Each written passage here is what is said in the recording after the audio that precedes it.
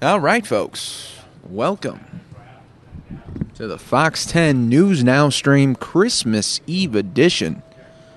It's coming up on 7 o'clock here. Wishing you an amazing Christmas with family, with friends, filled with peace, filled with love, and filled with amazing encouragement as we get ready for this holiday season to really kick off.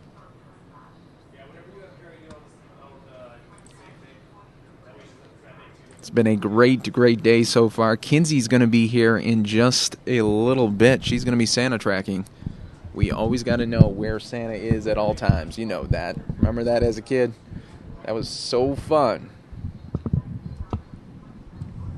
Getting ready to see. Hopefully Santa would come to the home. So that is awesome. Hope you guys are all having a great day, though. Do want to get you going on just we got one big story that happened. It happened in North Carolina. I showed that to you earlier today of the shooting that took place at a mall in North Carolina. There was a press conference that happened about an hour ago.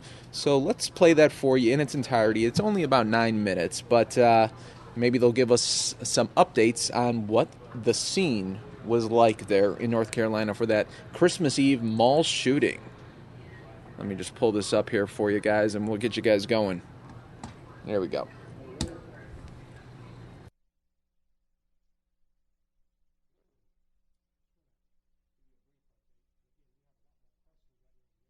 I do want to give you the update on the information that we have so far. Earlier today, around 2 o'clock, a group of subjects who have a history of feuding back and forth showed up at North Lake Mall. I want to tell the public emphatically, this is not a random act of violence. This is something that happened between two parties who were beefing back and forth, and it happened to happen at North Lake Mall. This was absolutely not an active shooting situation. Again, a couple of people who had weapons, and after the altercation, they used weapons as a means of settling the dispute. We did have an officer who was working off duty, and you'll get all the details in our release, who heard gunshots while working off duty inside the mall. He responded to the location of the shots. When he got to that location, he encountered an armed subject. He confronted the armed subject, who, according to witnesses and information we're getting, pointed a gun in the direction of the officer. Our officer fired his service weapon. Aid was immediately rendered to the downed subject, although medic did pronounce him deceased shortly thereafter. We did find evidence of multiple weapons there at the scene. There are many witnesses that we're currently interviewing, and we really tell people and tell the public, we only deal in facts. So there's a lot of information out there, pictures and misinformation about what might have happened there. We want to know what the facts are. If somebody saw something, we're asking you to call us and report what you saw. We do like to thank a lot of the partners, though. CFD, our partners, Huntersville Police Department, the Sheriff's Office, the State Highway Patrol, and some of our federal partners showed up to assist. When the call goes out, and the initial understanding for most of us was that it was an active shooter, we responded accordingly. And I have to really thank those heroes for doing so. As we get more details, you know what we do, we'll put it out to you. More details will be forthcoming. But at that point, that is an update on the status of this case. What are your questions? Yes, sir. Talk about the decision to evacuate the mall, and how many people, Chief, did you move out? Sure. I can't tell you how many. It is Christmas Eve, and a lot of people obviously were shopping today. But the decision was made based on conversations with us, mall security, and the scale of the situation at the time. When it comes in that people are perceiving to be an active shooter, we're going to move all possible potential victims out of harm's way. And that's why that decision was made. One officer involved, did he give commands to the person before shooting? Again, I'm giving you all the facts that I have because all of our witnesses haven't been interviewed yet. That would be one of the people we have to shooter situation. You've got someone hearing gunshots and then you... Well, an active shooter, by definition, is somebody randomly taking shots at the public in general. That was not the case this time. Chief, what was the history of the suspect, and then is this gang-related in any way? We don't have any indication that it's gang-related, although we do see that we're getting a lot of information that is an ongoing dispute between some of the individuals, at least 2 people. But what we're hearing is there were some associates who were present as well. So, Was he somebody that had a hold on, history? let me finish your question. So, do we have any evidence that it was gang-related at this point? No. But that is definitely an avenue that we're going to pursue as well. Is the suspect someone that has a history of past shootings that you guys have investigated? You'll be able to do that research on your own. I'm not going to go to that level right now. This is not a finger-pointing situation. This has been a pretty serious incident that has happened, and you get all the details, and you can check anybody's history from there. You may have mentioned this, but did the shooter, the police shot, did he actually shoot somebody? I mean, did he, and how's that person doing? Well, again, that is part of the investigation that's ongoing. What we do know is, as I said, the officer heard shots, went towards the shots, and then encountered an armed subject who pointed a gun in that direction. I'm sorry? Where in the mall was it? It was near the lower level of Dick's, and I can't recall the name of the store, but right there outside of the store. Did the subject fire any shots at the officer? He pointed his gun, you said, but were any shots exchanged between? I don't know that detail. I just know that what we're hearing is shots were fired, which is why the officer responded toward those shots. Were there any armed officers working at the mall? Because Were there? Yeah. they Yes, were there. always, Okay. yes. Inside the mall and outside. What's Couple the more. officer now? As always, our protocol is to put an officer on administrative leave while we conduct a thorough internal and criminal investigation. They run parallel. Yes, Is ma'am. that paid leave? Yes, that is paid leave. Was somebody shot in the leg? Again, we're getting bits and pieces of information. We don't know what all is the truth yet, so I'm not going to try to speculate. I'm just going to give you the details of the facts, and as we follow up, you get a clearer picture as we get it. People tried to evacuate, and some of the roads on 77, the ramps were closed. Can you just explain that? Sure. What we did was, and again, it's a chaotic scene, but we tried to close all on-ramps and allow for egress. Some of the people were stopping, trying to figure out what was going on, and caused traffic jams all over the place. But for the most part, we were able to get a lot of the traffic out of there in due time. It just took a while. It was a chaotic scene in a pretty big mall. Yes, sir. When will you release the identity of the... All of that will come to you very shortly. Do you have video that can help you guys determine exactly what happened? But we're still searching. We're still searching for video. We've seen pictures. You've seen pictures. We're trying to get as much tangible evidence as we can, and right now we're lacking in the area of video. And I think this is important because there have been a lot of gang-related, some fatal cases that happen that are left unsolved. Could these people be connected to any of the violence that we saw in Charlotte in recent months? That is definitely something we're going to always explore. When you see those pictures out there, how does that affect the investigation of the guy on the ground? Well, the good thing about this case is there are a lot of witnesses. There are a lot of people there. So snapshots of pieces of the case won't hurt the entire case because we get a clearer picture by dealing with a lot of the witnesses and that kind of information and evidence. Guys, we thank you so much. Any Yes, sir. Location again, just to be specific, in the mall, where was it? It was in the, it's kind of hard to describe without a map, but it's between, it's right, I guess, you'd say 30 yards or so, I'm sorry, 30 feet or so outside of Dick's on the lower level. So it wasn't like in the Journey store? That would be the store, right. It happened right outside that store. That's where the, yes, Journeys, that's where it initiated. Yes, ma'am. How much longer will CMPD be out there tonight? We're going to be there until we get all the evidence that's on the scene, and I can't tell you. I can also tell you I'm not going to give you too much because right now it's kind of preliminary. I don't want to have to come back and try to edit my statements. I want to tell you exactly what we know as facts. What we know as facts right now is this wasn't a random act of violence. This wasn't an active shooter situation. This was a couple of groups who got into an altercation and settled it with gunfire. Unfortunately, it happened to be at North Lake Mall. That mall's closed now, right? Still closed. And are you Still suggesting closed. that the public stay away from there to... No, I am not. I'm not suggesting that it's unsafe. If it were, I wouldn't have done shopping there myself, and I did. Thank you so much. Looking for one, though? Thank you. All right, folks, so that was the update that took place about an hour ago. I'm glad I was able to get you guys that update. That's all I have for you. Thank you. Now what we are going to do, let me take that down. All right, guys, what we're going to do now is I'm going to play the top video of the week as far as the number one video that got the most plays, and that was Donald Trump in Michigan earlier this week. It was part of his, it was his final one before the Christmas holiday. It was his big rally in Grand Rapids. I'm going to play that for you right now. Get that ready for you guys. This is our biggest play of the week with over 12,000 views already.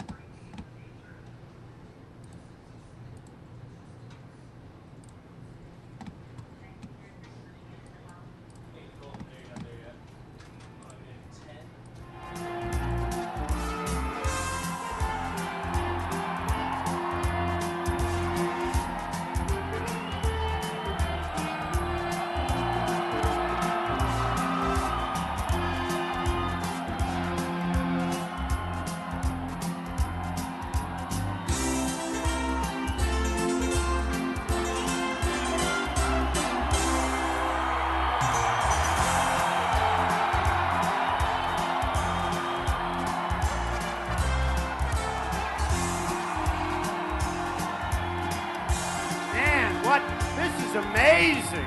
Wow. Wow. Wow. We love Michigan. We love Michigan. We love it. And we're going to bring those cars. We're going to make so many more cars than we're making right now. Not going to happen the other way. Not going to happen the other way. Too many bad things are happening. We're going to start winning again, folks. We're going to start winning again. You know, and when you think about it, the other night in the debate, I ended by talking about the fact that we are going to win again. We don't win anymore. We don't win. And, you know, I brought him here, so the poll comes along. Every single poll, there are 11 of them, right here. See the name Trump on top? I keep it in small. Small. But every single poll that they took for the debate, who won the debate? Who won? And it's sort of interesting because the Fox poll, which came out, and it's a big one and a good one, which came out 3 or 4 nights after the debate, had me up 11 points, 11. And I was already leading. And then I said, I guess I won the debate, right, folks? You know, so they had 11 polls. And they had Drudge, who's a great guy, 46%. That's 46% of the vote. Out of 15 people, that's a lot. I would honestly take right now 46% of 3 people. But this is 15 people. By the way, sadly, I guess you heard, Lindsey Graham left the race today. Sad. Very sad. I'm extremely sad. He was nasty to me, wasn't he? Nasty. Ooh. You see how many, everybody that goes against me, it's like X. So we started off with 17. I won't say how many left, but a lot of people are starting to leave. They're going to start to leave. But everybody that's going, wouldn't it be nice? That should happen with our country. Everybody goes against us, down the tubes. Sort of interesting, right? Sort of interesting. So I'll go through it fast. So this is on the debate. It's the night of the debate. Hundreds and hundreds of thousands of people voted. Who was number 1 in the debate? I was. I love you too. I have to. So who was number 1? Trump, Drudge, 46%. Time Magazine. Hey, they didn't even give me the Man of the Year or the Person of the Year. They should have. That's why it's heading down the tubes, folks. They gave it to a woman who's not done the right thing in Germany. It's not doing too well over there.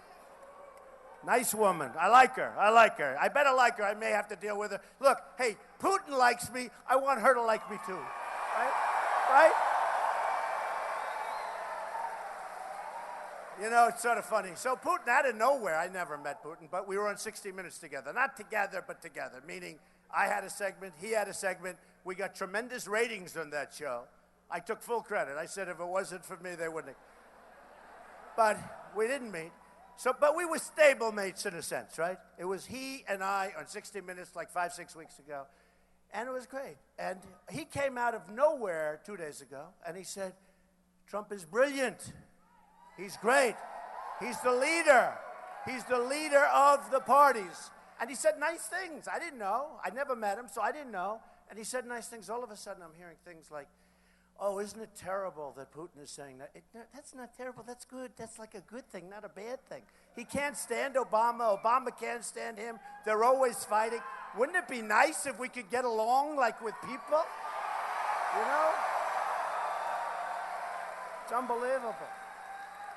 No, think of it. You know, it's Russia, after all. Somebody said, are you at all offended that he said nice things about you? I said, no. And they said, oh, Trump should have been much nastier. That's terrible. And then they said, you know, he's killed reporters. And I don't like that. I'm totally against that. By the way, I hate some of these people, but I'd never kill them. I hate them. No, these people, honestly, I'll be honest. I would never kill them. I would never do that. Let's see. No, I wouldn't. I would never kill them. But I do hate them. And some of them are such lying, disgusting people. It's true. It's true. But I would never kill them. And anybody that does, I think it would be despicable. But, you know, nobody said, they say he killed reporters. I said, really? He says he didn't. Other people say he didn't. Who did he kill? Well, we don't know, but we hear that. I said, tell me, who did he kill? And I go through this whole thing. It would be so great if we could get Russia on our side and other countries on our side and knock the hell out of ISIS and knock them, right? Right? So stupid. Just knock the living hell out of them. Remember, I said, take the oil, right? For years I've been saying that. And look, we have people running this country who are stupid. They're stupid. I went to an Ivy League school. I'm very highly educated. I went to the best business school in the world, the Wharton School of Finance. Somebody said, he's plain spoken. I don't have to be plain spoken. I have like this incredible vocabulary. But honestly, how can I describe our leaders better than the word stupid? Really, right? There's no word. You know, I used to say grossly incompetent. But stupid's stronger, isn't it? I don't know. You look.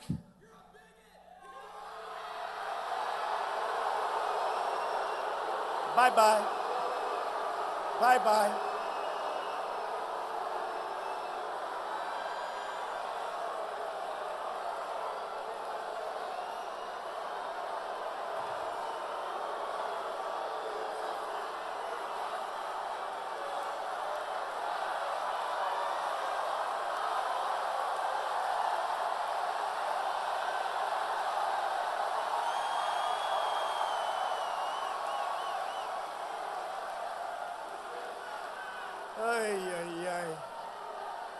Hard to believe.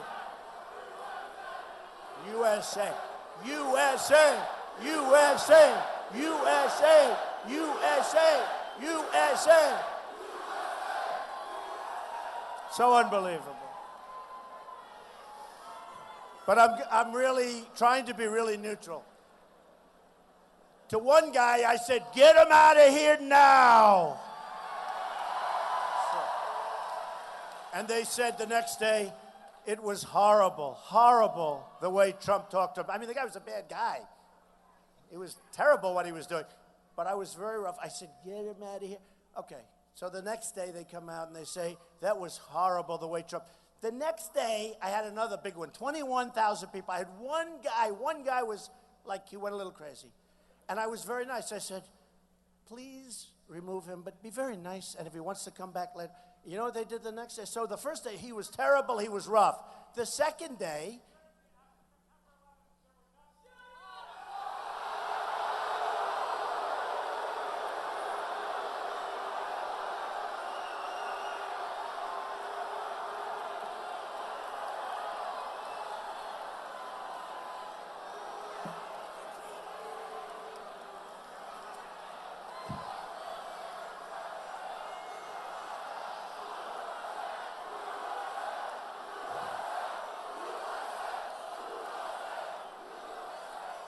I was going to tell you the second day, but you know. Do you ever notice how few it is? And they will make it tomorrow sound like this was the biggest. We got 9,000 or 10,000 people in here.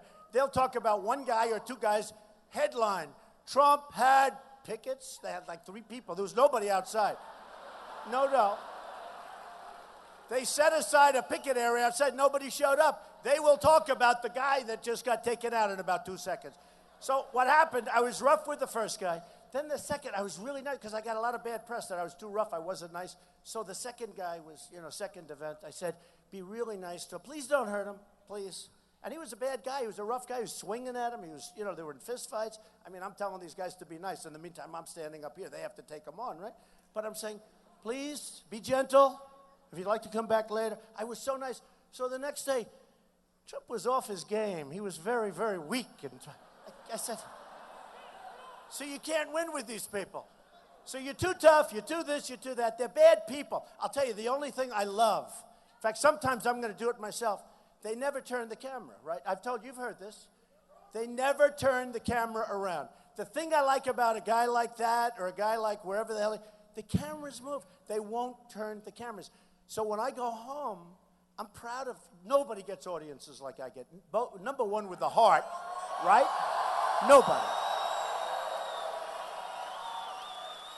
Nobody gets audience. We go, I get 35,000 in Mobile, Alabama. I get 20,000. I mean, we get tremendous audiences. And Dallas was incredible, 21,000 people. Every place we go, it's packed, it's sold out. It's all guided by the size of the venue. Look at this venue, the biggest, I don't know when it was built. When was this venue built? Where's the owner? He was very nice. He gave me a nice discount. Where's the owner? Where's the owner? We beat the hell out of him, but he's a good guy. He gave us a pretty cheap price, I must tell you. Where is he? Anyway, however old it is, I mean, we broke the record, and I don't have a guitar. No guitar, Elton John said, you get the biggest crowds in the world for a guy without a guitar, meaning, without music, which is pretty good. So we're having an amazing time. The subject is a tough subject because our country is doing poorly. We don't win. We're being laughed at all over the world. We're soft. We're weak. We have guys like Bergdahl who get caught. I mean, he left. He was a deserter. He was a deserter. He was a dirty, rotten deserter. And we lost 5 and maybe 6 young, great, brilliant, wonderful people trying to bring him back. They were killed, right? So he deserts. Now, 60 years ago, they would have been shot within a very short period of time, right? 25 years ago, probably shot. 10 years ago, long term in prison. Now, I hear he's going to get off scot-free. Why? No, think of it. And then we traded this guy, who, as far as I'm concerned, we could take him, drop him right back in the middle. We traded, hello. Hey, cameras, turn around. There's another guy up there. The only time the camera will move is to see somebody like, bye-bye. That was the same guy, fellas. He came back in for seconds. Was. No, but it's sort of amazing. I have to finish it, though. So they never show the crowds. They always show my face. And I have a big ego. I like when they show. But my wife said, how many people were at the event? Oh, it was packed. Oh. I said, what'd you think? Well, I heard big noise, but they only showed your face. They never moved the camera. So, I love your face, too. He's a handsome guy. So, I love it. We're all in love. Every place I go, it's a love fest. I'm telling you, there's a movement going on. We're tired of what's happening. We're going to take our country back. We're going to take it back. We're going to take it back.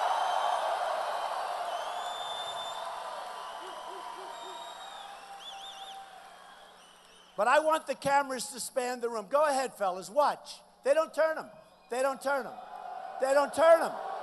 Go ahead, turn them. Look, turn the camera. Go ahead. Turn the camera, ma'am. Turn the camera. You with the blonde hair, turn the camera. Show the room. Go ahead. They don't turn them. What about, hey, you in the center, why don't you turn your camera? Show them how many people come to these rallies. Turn them. Go ahead, turn them. Go ahead.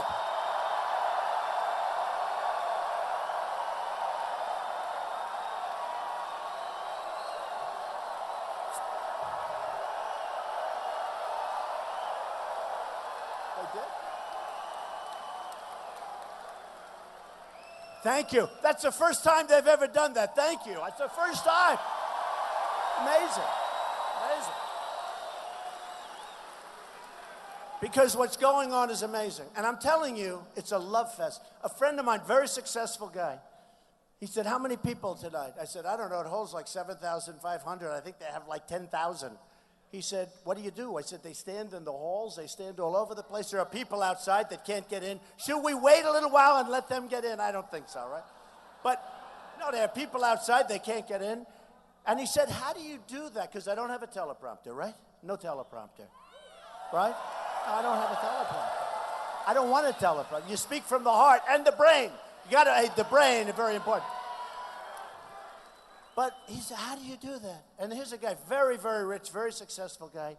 I said, you speak, and it's easy because there's so much love in the room. It really is true. There is love in every room, whether I'm in Oklahoma, whether I'm in Dallas, whether I'm in Iowa, whether I go into, North Carolina, South Carolina, New Hampshire is through the roof. There's love. I'm telling you, folks, there's love in the room. We're going to turn this around. We're going to get this country going again. There's love in the room.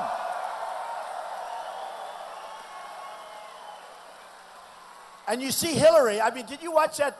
What happened to her? No, she's terrible. She's terrible. Donald Trump is on video, and ISIS is using him on the video to recruit. And it turned out to be a lie. She's a liar. No, it turned out to be a lie. Turned out to be a lie. And the last person that she wants to run against is me. Believe me. Believe me. You know, I was just with somebody from ABC, I won't mention, and he said, oh, the Hillary camp said they'd love to run against Trump. Of course they're going to. That's what they want to say. It's going to be very. Ask Jeb Bush if he enjoys running against Trump. Seriously, ask him. In all fairness, ask Lindsey Graham. Did he enjoy running against Trump? Ask Perry, Governor Perry. Nice guys, all nice guys. Ask Bobby Jindal. He's back in Louisiana, which is a great state, by the way. And they don't like him very much anymore over there. Ask all of these guys that have gone out, do they enjoy running against Trump? They don't enjoy it. They don't enjoy it. I enjoy it. They don't enjoy it. People have said that Jeb Bush, he's low energy. People have said that if I didn't run, the thing would have been over already. He would have had it. Why? For what reason? I don't know why, but they say he would have had it. He's gonzo. He's down to 2%.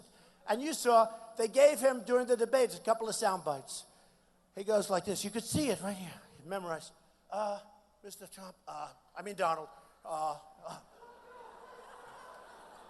And I said, Jeb, I've got 42, you've got 2.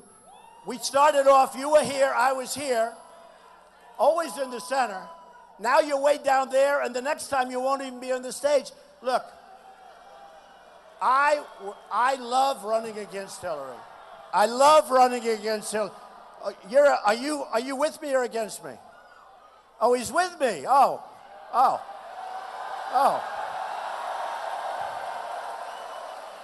I'm looking at this guy, and he's going crazy, and I thought he was a protester. They'll say he was a protester, but he's got a beautiful red Make America Great hat on. Make America Great. Make America great again. Okay, we like you. We're not going to throw you out, okay? Now, I see this guy looks like a nice guy. He's going crazy, but he's on our side, right? You're on our side. I like that. So, oh, look at this. The press just came out of the cage. They just came out of the cage. So Hillary's going to get beaten, but I haven't started with Hillary yet. What happened to her? I'm watching the debate, and she disappeared. Where did she go? Where did she go? I thought she quit. I thought she gave up. Where did she go? Where did Hillary go? They had to start the debate without her. Phase 2. What? I know where she went. It's disgusting. I don't want to talk about it. No, it's too disgusting. Don't say it. It's disgusting. Let's not do it. We want to be very, very straight up, okay? But I thought wasn't that a weird deal? We're ready to start. They were looking. They gave her every benefit of the doubt because, you know, it's ABC and she practically owns ABC. She really does. I mean, George Stephanopoulos interviewed me the other day. It was terrible. It was one of the great interviews. Did anybody see that interview?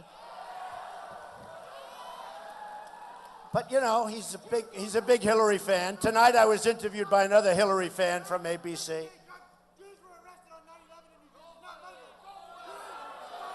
Okay. He's all right. He's okay. Relax, relax, relax. Take it easy. He's very committed. Relax. He's actually a Trump guy. He's just got a lot of energy. Okay. Okay. Okay, sit down. Come on. Relax. Relax. He's on our side. Who would know it, but he's on our side, I think. So I look forward to running against Hillary. We're going to beat Hillary. You know what happened? I backed John McCain. He lost. And that was a tough one, in all fairness, because I would say things weren't exactly going great. But he lost. And then I backed Mitt Romney. He should have won. He should have won. That was a race. We had a failed president, and that was a race that should have been won, and it should have been won easily. And something happened. He went away, right? Don't hurt him. Don't hurt him. Be very nice. Be very nice. Yeah, be nice to him. Don't hurt him. See how nice I'm being? I'm only doing it for them, you know that. Don't hurt him.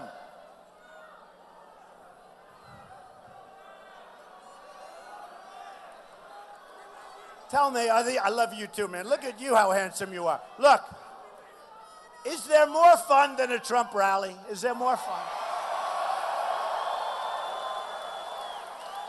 There is more fun. And it's true. I talk about the love in these rooms. It's incredible. And whether I go Dallas, no matter where I go, there's love. They want to see smart people. They want to see great deals. They don't want to see $19 trillion in debt. They don't want to see Mexico taking over your car companies from Michigan. They don't want to see it. It's not going to happen. It's not going to happen anymore. It's not going to happen anymore. We're tired of it. We're tired of these stupid people making these horrible deals. And let me give you an example. What's happened to Michigan is incredible. We know that with the cars and with what's going on, and, you know, closing places and opening up elsewhere, and then the cars are made and they're put into the United States. No tax, no nothing. And everyone says, oh, free trade. I'm a free trader. I love free trade. But it's got to be smart trade. They can't take our jobs, take our base. They can't take our money. And then you get accused, oh, he's not a free trader. No, it's got to be fair. They can't come in and take your factories and have cars made in Mexico and have cars made in Japan and have cars made all over the place except here. And you have your closed plants all over the place, and you guys are looking for jobs. It's a disgrace. And by the way, I'll tell you the one big thing that really helps me now, you are really making great cars now. That really helps me, because for a while it was getting a little bit sticky there, right? It was getting a little bit sticky. But you're making great cars. And I'll tell you just a couple of things.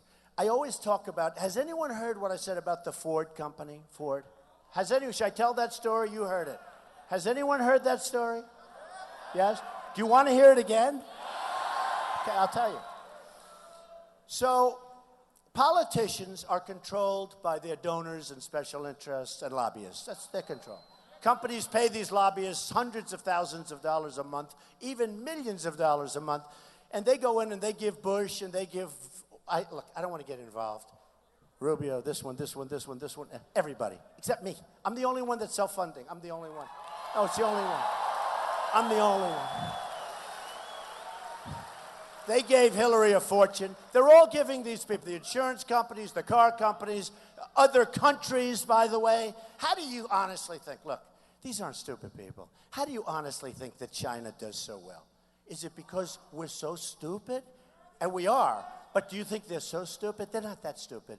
China does well. They have so many lobbyists. They have so many people representing their interests. Well, it's just, I can't believe that it can happen. What's going to happen is this, and I tell the story of Ford. Ford is now building a $2.5 billion plant in Mexico, right? We know that, right? No, think of it. Now, you guys know the automobile business better than anybody, better than I do or ever will. All I know is I know how to keep, people working, because nobody, I have created tens of thousands of jobs over my lifetime. I'm really good at it. So that's what I know. But you know the car industry. So Ford, good company. I like Ford. In fact, the president wrote me a beautiful letter talking about, well, it wasn't that bad. But he hardly mentioned what he was doing. He said, how well the company. He didn't want to mention this. So Ford's spending $2.5 billion. That's the biggest plant. Can you imagine a one-story plant, $2.5 billion? That's a lot. That's a big plant, right? And it's going to be in Mexico. And they're going to build trucks, cars, and parts. And they're going to make these things, and they're going to ship them all over, maybe the world. I don't know. I don't care about the world. But they're going to ship them into this country. No tax. Nothing. Now, I'm all for it if we get something. We don't get anything. What do we get for it? The Wharton School of Finance. You got to get something. We get nothing. We lose plants. They close your plants. And you're one of the, I tell about the Ford plant, but usually I'm not in Michigan. Usually I'm someplace else where they care less about cars. They care about other things, right? Here, we care seriously about cars, right? We like cars, right? So Ford, $2.5 billion, they're going to build a plant. They're going to make these cars. They're going to be fine. They're going to ship them in, no tax, no nothing. Where do we benefit other than what happens is you're closing plants all over, mostly Michigan, but you're closing plants. Now, Tennessee had a problem because Tennessee was all set to get one of the big plants. One of the foreign companies was coming in. They were all set. The deal was ready to be inked. And all of a sudden, boom, it was announced they're going to Mexico. Mexico's going to become the car capital of the world. You better be careful. Watch. Not with me as president, it's not, by the way. Not with me. Not with me. So here's what happened. So Jeb Bush and Hillary and others, I don't even know why I mentioned Jeb. What happens is this. Look, it's sad. It's very sad. His family's so ashamed. Look, sad. No, you know why I don't like it? He's spending millions of dollars of advertising on me, negative ads on me. He's got to get through about 7 other guys before he gets to me. Why isn't he spending on other people? So here's the story. So they're given, I think he has $128 million. Now, a lot of it's been spent. Think of this. The person that spent the least by far is Donald Trump. And I'm in first place by a lot. This year, a new tradition begins in Chicago. Corona Extra presents Chi-Town Rising. Make your plans now at ChiTownRising.com. Find your beach this New Year's. And he's down in the bottom of the barrel practically. Now, wouldn't it be nice if we could do that for our country? Spend the least and get the best production. Now, I'm going to be spending a lot. I thought, again, I'm spending my own money. I'm the only one I'm self-funding, but listen to this. I thought I'd be at about $35 million to this point. I'm prepared for it. I don't care. Whatever it costs. I mean, whatever. Hey, look, if I see I'm doing poorly. But, we all know. But I'm doing well. But I expected by this time, by like January, to be up to about $35 million in expenditures for ads, mostly for advertising, right? And I spent nothing. No, because I spent nothing. To be honest, I spent, I think, $212,000. And that was only because I like the people. The people in Iowa are great. Some of those radio stations have been, they've been nice. I put some ads on the radio stations in Iowa. But I spent $200,000. They've spent 30, 40, 50. 25, 28 million. The money they spend, and they have no control over it. And you know, these PACs, the money's all being stolen from inside because the consultants are like bloodsuckers. They're 10 times worse than a real estate salesman or broker, 10 times, which is saying pretty bad stuff. So just think of it. So we have a case where I'm going to have $35 million spent. I'm $35 million under budget. Is that good? Wouldn't that be nice? 35. And very importantly, I'm doing the best. By far doing the best, because the Fox poll that just came out, we have a couple of them. We have CNN, so good, 36. Second place is 16. Then you have 9 and 8, a 5, a 2, a 1.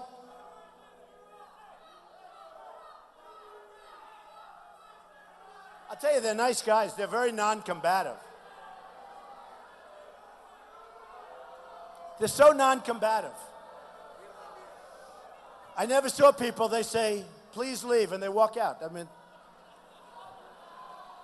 they're very non-combative people. That's not. You know the funny thing, and I mean this, I could take those 3 people. The 3 people. They'll say it was a massive, massive demonstration. The 3 people. And what they do is they put them in little sections. So you go, but I like that because then the cameras have to follow them to see how many people are here. I do. But I really believe if I took those 3 people, and I think they're good, unless they're drugged out, which is a possibility. I mean, honestly, because then I can't reason with them. I always say to kids, people say, why do your kids here? And I say, no drugs, no alcohol, no cigarettes, whatever. From the time they're like 2 years old. I hope it worked. I think it worked. I mean, I hope. But I say no drugs, no alcohol, no cigarettes. I used to drive them crazy. Ivanka would look, Daddy, you're driving me crazy with that statement. But I say that. But unless they're drugged out, which is a possibility. But if they're not, I'm telling you, I could sit with those kids and we would talk. And all I'm doing is I want to make our country good. I want to put people back to work. Forgetting all about even the applause. Hold for a second. I want to put people back to work. We want to make our country strong. We want to create good health care, not Obamacare, which is a disaster where the premiums are going up 35, 45, 55%. And it's crashing. And it's crashing. And I'd explain this to them. I want to take care of our veterans. Our veterans are being treated horribly. They're being treated horribly. I want to make our military so strong, so big, so powerful that we don't have to use it. I don't want to use it. I don't want to use it. I don't want to use it. But what I want is I want people to look at us not like now, where General Ordiano, when he left, recently I saw him on television, he said, we're the least prepared we've been, and I think he said from inception, from the beginning, but let's say since World War II, World War I. I mean, he actually said, I think more than that, but he said, we're the least prepared. We are practically ever. We're the least prepared ever. At a time when we have to be the most prepared.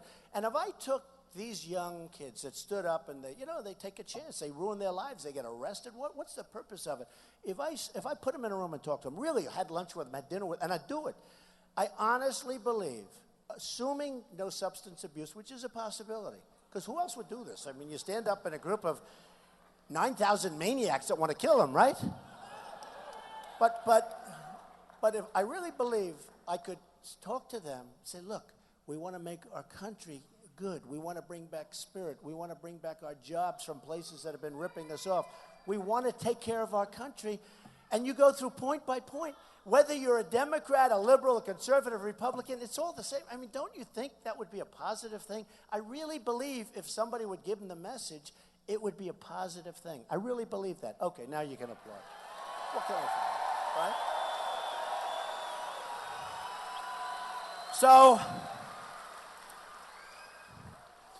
So, Ford, so they open up a plant.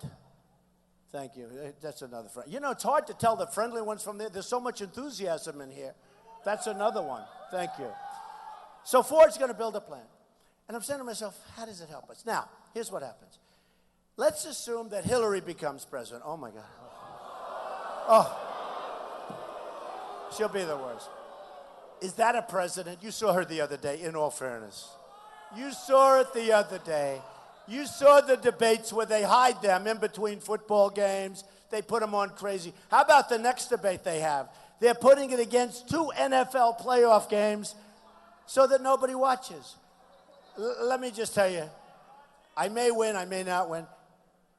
Hillary, that's not a president. She's not taking us to, everything that's been involved in Hillary has been losses. You take a look, even a race to Obama, she was going to beat Obama. I don't know who'd be worse. I don't know. How does it get worse? But she was going to beat, she was favored to win, and she got schlonged. She lost. She lost. But I watched her the other night. It was hard. It was really hard, because there were a lot of other things on better, including reading books and reading financial papers, which I actually enjoy reading.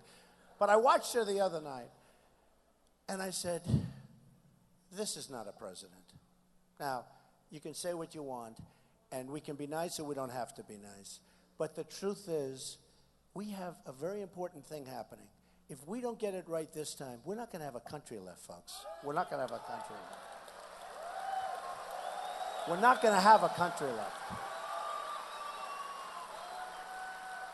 So, if Hillary were president, or Jeb, or one of these guys, or Rubio, any of them, first of all, most of them don't know what I'm talking about. They think, oh, the Ford, isn't it wonderful that Ford's moving to Mexico? That's a great thing. By the way, Nabisco, just to make you feel not so lonely in the car business, Nabisco from Chicago just announced that they're moving their big plant from Chicago into Mexico, okay?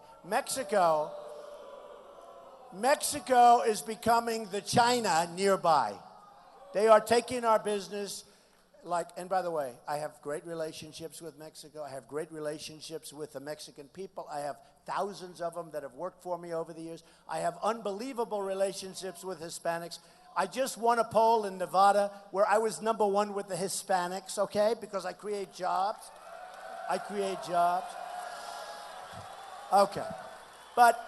So here's the story.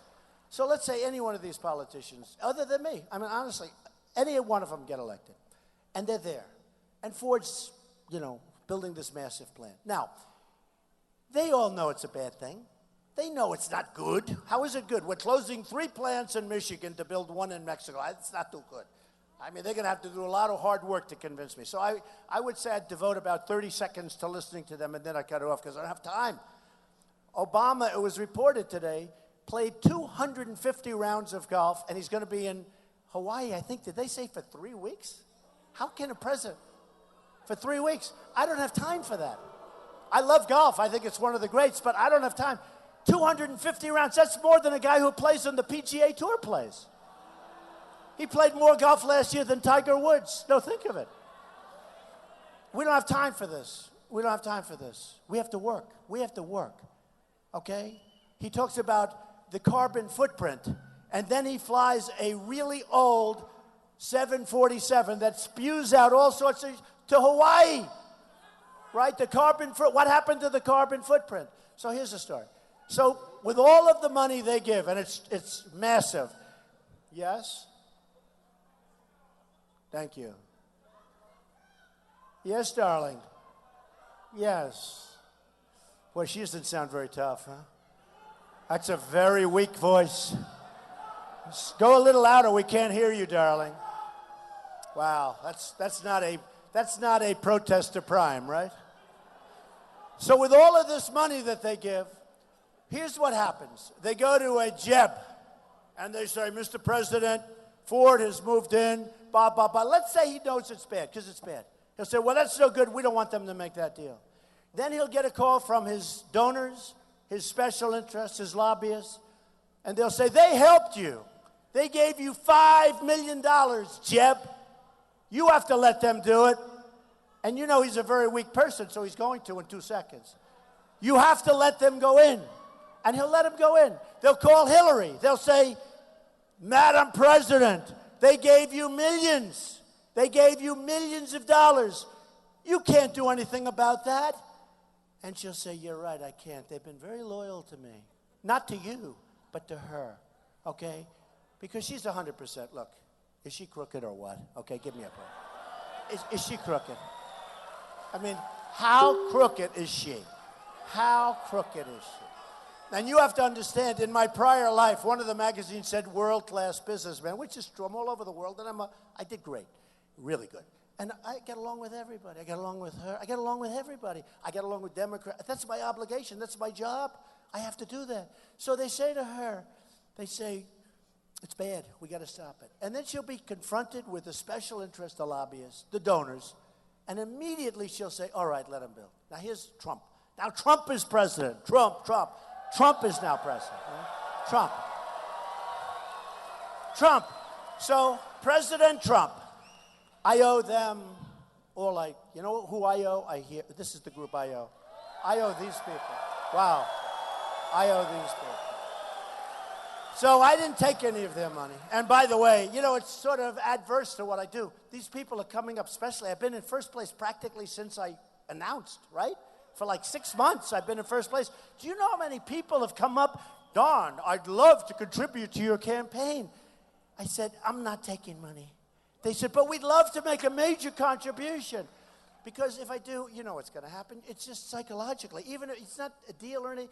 It's just a guy gives you $5 million and he's representing a company, or he's representing China, or you know, you sort of feel obligated. I still really don't think it, but I'm a very loyal person. So I just do it the easy way. I don't take it. And it's very hard for me to say no, because all my life I take money. I love money. I take money. Now I'm telling these people, I don't want your money. I don't want your money, because I know what happens. So now they come to me, and I'll get a call from the head of Ford. Nice guy, by the way, I think. Who the hell knows, right? But I think wrote me a beautiful letter.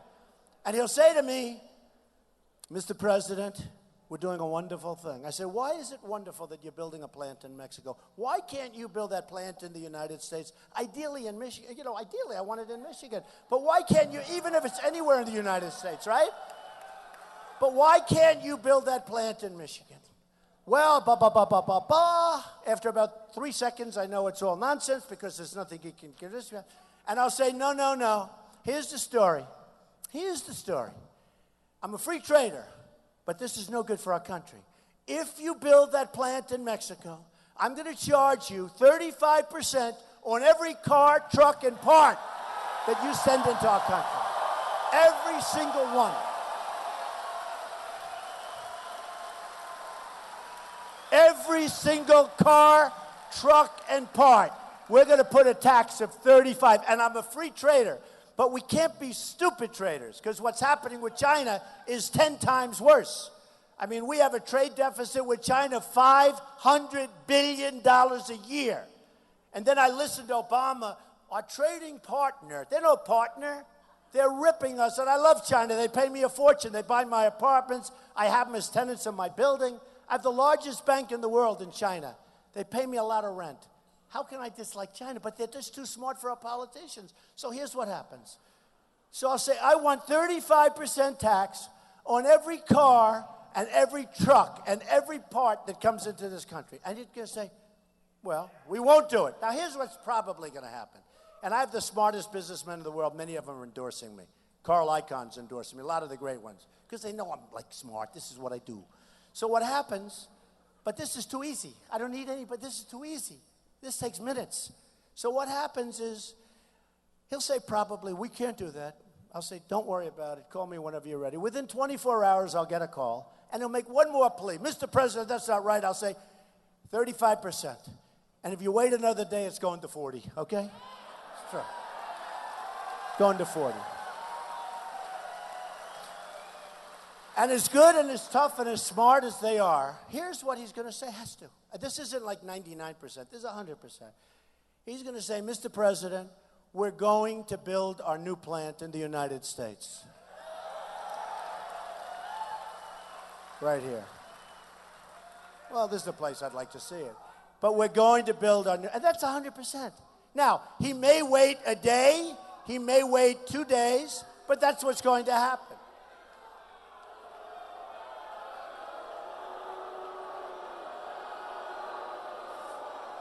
All right, you can get him out. Get him out. Yeah, get him out. Thank you. Oh, he's so brave. He's so brave. He's holding up his hands like he's Mike Tyson. He never threw a punch. So brave. So anybody else is going to do whatever these companies want. I'm not, because I'm not controlled. I am not controlled by anybody. I'm doing this to make our country great again. Very simple. Very simple. And your industry in Michigan's going to start up big league again. These car manufacturers, they're going to build right here now. It's enough. It's enough what's gone on. The stupidity. A friend of mine is an excavator. And I tell this story. And it happened 6, 7 months ago. And he's very depressed. I say, what's wrong with you? Very good, great excavator. Digs foundations and footings for a lot of big buildings and roads and everything else. And he's always ordered Caterpillar tractor stuff. He's always ordered Caterpillar excavators and tractors. So I said to him, why are you upset? He said, the first time in my life, Donald, I've ordered Komatsu tractors, a big order. I said, how do you find them? Good. They're not quite as good, but they're good. They're quality equipment. But I never did it before. I've always, my whole life, I've ordered Caterpillar tractors, Caterpillar equipment. He said, but what Japan has done to the yen with their recent devaluations makes it impossible for Caterpillar to compete. Now, he told me this probably almost a year ago now. I've been telling the story. And I've been saying, be careful of Caterpillar. Look at what's happened to their stock. I mean, this guy told me better than any analyst can tell me because that's your customer. And I said, so why did you do it? He said, I owe it to myself, to my family, to my employees, to my company, to buy the best stuff I can get for the best price. And he was very, very upset. First time in his entire life that happened. He was very, very upset. Now, they devalue. We have Carolyn Kennedy as our negotiator with Japan. We have political hacks as our negotiators with China. They put these brutal killers in charge. I know these guys. They are brutal, brutal, brilliant killers, and we put political hacks in there. We put Carolyn, she's a nice person. My daughter thinks she's very nice, so she has to be nice. Ivanka likes her, so she's nice. Who cares? I don't want her negotiating. I saw it on 60 Minutes. They did a profile on Carolyn Kennedy. Hello. Look at these people. Boy, what a bunch of losers, I'll tell you. You are a loser. You really are a loser. Now, get him out. You know, it's so staged. They put him in different corners. So staged. Really are a loser. Sad. It's sad.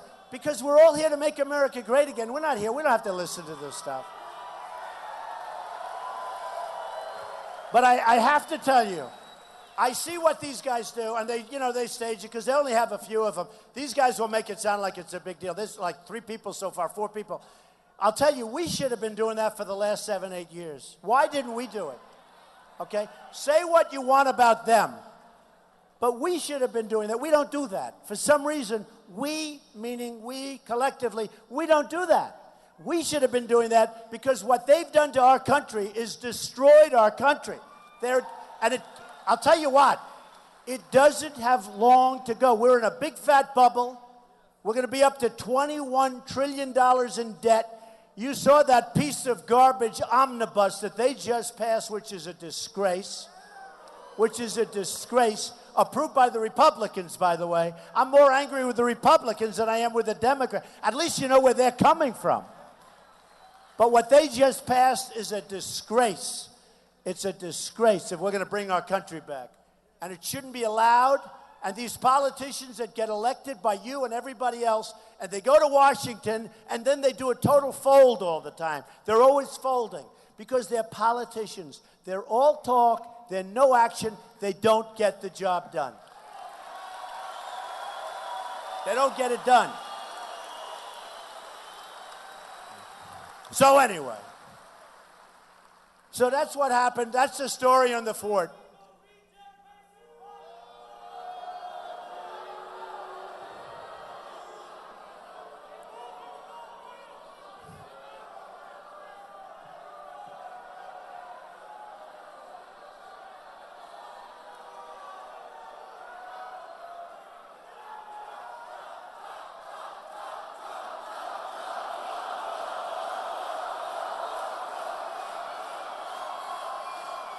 Hard to believe. It's hard to believe. They're so weak, though. Do you notice? They just walk out. Come with us. Oh, okay. Bye, bye, bye. They're young people. You know what? Idealistic, although he wasn't so young, actually, I must tell you. So, with Ford, they come back. I guarantee they come back. With Nabisco, same thing. I don't want people building outside of this country. I want to keep our great people to work. I want to bring jobs back from China. China is ripping us like nobody has ever ripped us.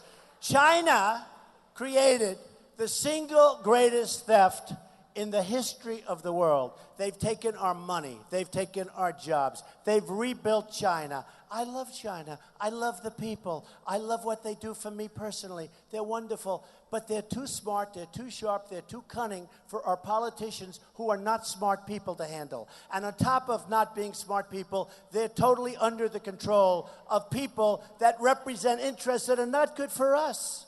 It's very simple. You don't forget, 6 months ago, prior to June 16th, I was like the fair-haired boy. I gave $350,000 to the Republican Governors Association. I was on the other side writing checks. I was like Mr. Establishment. Can you believe it? Once I do this, I'm not establishment anymore, which I love. I love. But nobody understands the game. Somebody said, well, have you dealt with politicians? Like, how about all my life? That's all I do is I deal with politicians. I got the old post office on Pennsylvania Avenue. Probably the most sought-after property in the history of the GSA, General Services. I got it under the Obama administration. Can you believe it? Everybody wanted it. I got it. That means you're really good. I mean, and now it's under construction. We're building one of the great hotels of the world. It's under budget, ahead of schedule. It's about a year early. We're going to be opening in September of next year, of 16. It's a year ahead of schedule. That's what we have to do. And you know what? We have to build a wall on our southern border. We have to do it. We have to do it.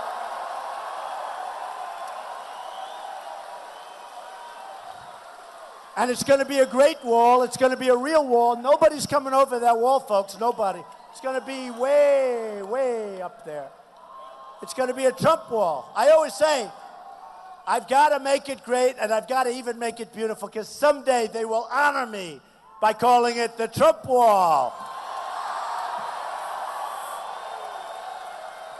So, no, we're going to build a wall. And it's not a big deal. Building a wall is not, that's not a big deal. When I build 95-story buildings, let me tell you, walls are easy. Walls are real easy. It's called precast plank. Now, in the past, they've wanted walls, but they weren't able. Oh, here we go.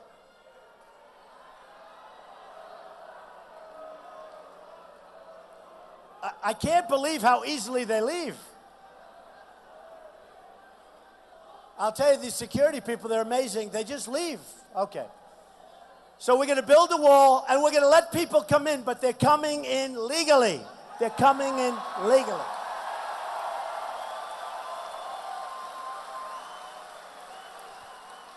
Now, if you remember, when I first came up with illegal immigration, oh, did I take trouble.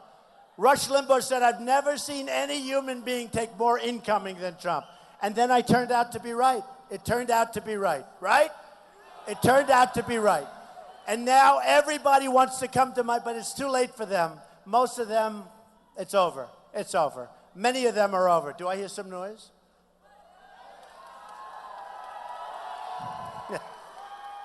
It's so much fun. Okay, you can get them out, yeah. Don't hurt them. Be nice. Now the press is going to say Trump is soft. That's the problem. He's soft. He's getting very soft. Yeah, don't hurt him. Okay. Okay. So let me tell you one other thing, because it just has to go with the deal making, and we need it. We need love. We need compassion. We need heart. We need great health care. We need a lot of things. But look at the Iran deal. And this just came to me, and I've never heard it from anywhere else. Iran made one of the greatest deals ever made in the history of deal making, beyond countries. We gave them $150 billion. They kept our prisoners, which now they just announced they will begin negotiation for the prisoners. Do you believe this? We could have had them for. They kept our prisoners, and they want to now start negotiation. And they want a lot, and they let us know. But we want a lot. It makes me so angry, okay? So angry. We should have gone in there 3 years ago when this, you ever see anything take so long as this crazy Iran deal? We should have gone in there 3 years ago. Say, look, number one, give us back our prisoners. You don't want them, we do. It'll set a great tone. Very important.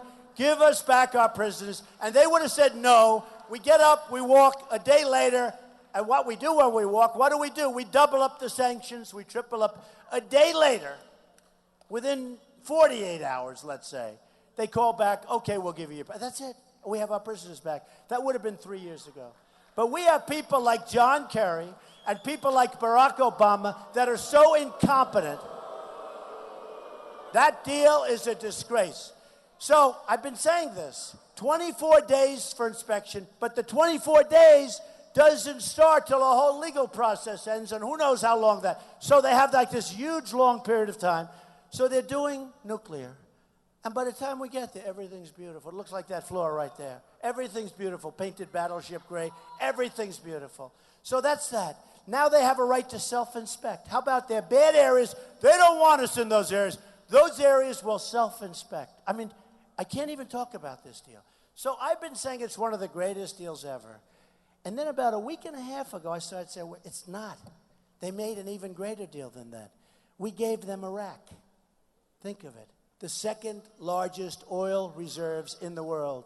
We gave them Iraq. So they got the deal.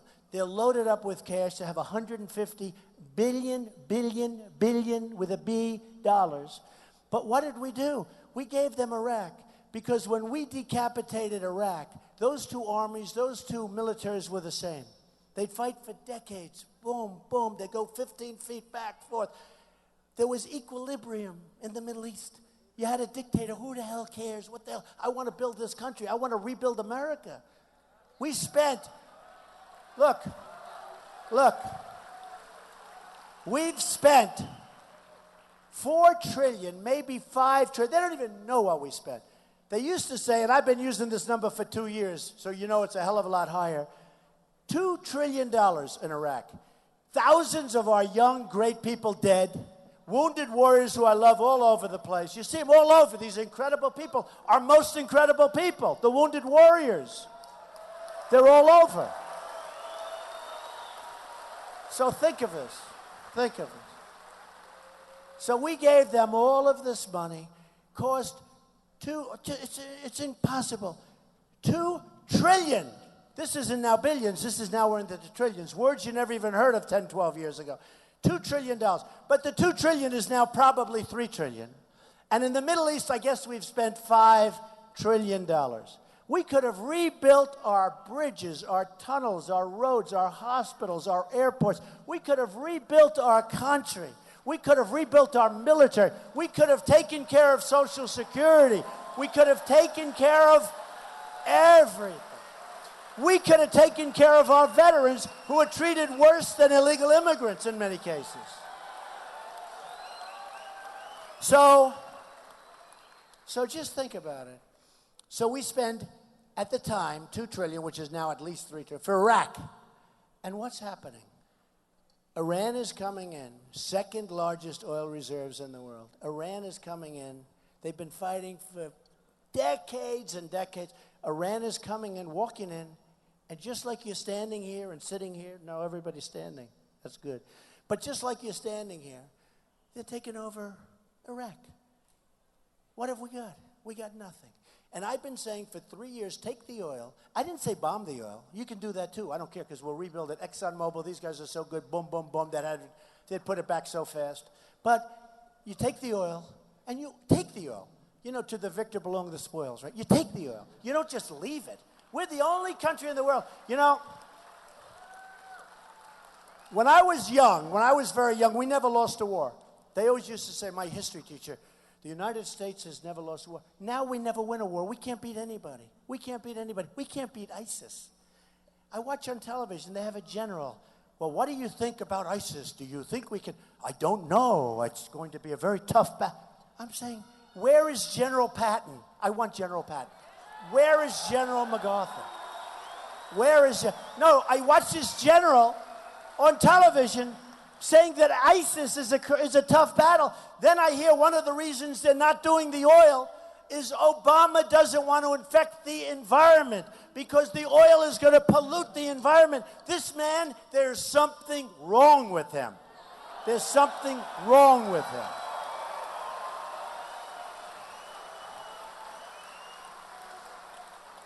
So I said, take the oil.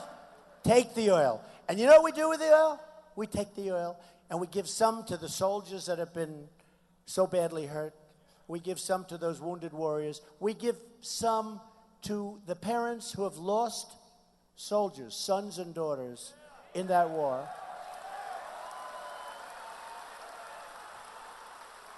And you're talking about peanuts compared to the values. You're talking about peanuts. And you go in and you take the oil and you encircle it and you make a lot of money and you use it for good causes and you give some to Iraq if the government remains. I mean, it's horrible government. Look, it's so corrupt. It's such a corrupt government. You know that. I mean, ISIS formed. The reason ISIS formed, they wouldn't let them in on the deal. So they formed ISIS, and ISIS turned out to be a hell of a lot tougher than the Iraqi government. So who has the oil now? So, and who takes the oil? You know who the #1 buyer of the oil is? China! China! They haven't fired a bullet. They haven't spent 10 cents. They're buying the oil. You know who's taking the oil in Libya? China! China. Smart. I'm not angry with them. I'm angry with our people. If I get elected president, those days are over. We're going to become so successful again. We're going to become so successful again. You know, there's an expression about the American dream. Remember, and I always talk, the American dream, wonderful American dream. The truth is, the American dream is dead, but I'm going to make it bigger and better and stronger than ever before. Ever before. Bigger and better and stronger. We're going to do something. So, I want to tell you, we've had a number of rallies, yes? Thank you, darling. Thank you. We've had a number of rallies in Michigan. They've been incredible. But the people, whether it's Michigan or anywhere else, everybody, we're all in the same thing. You know, they used to have an expression, the silent majority is back, right? The silent majority. This isn't really a silent majority anymore, folks. This is a very, very aggressive, very, very noisy, loud majority.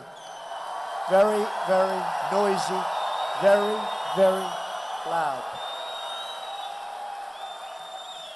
So, I want to tell you, I'm leading in every single poll.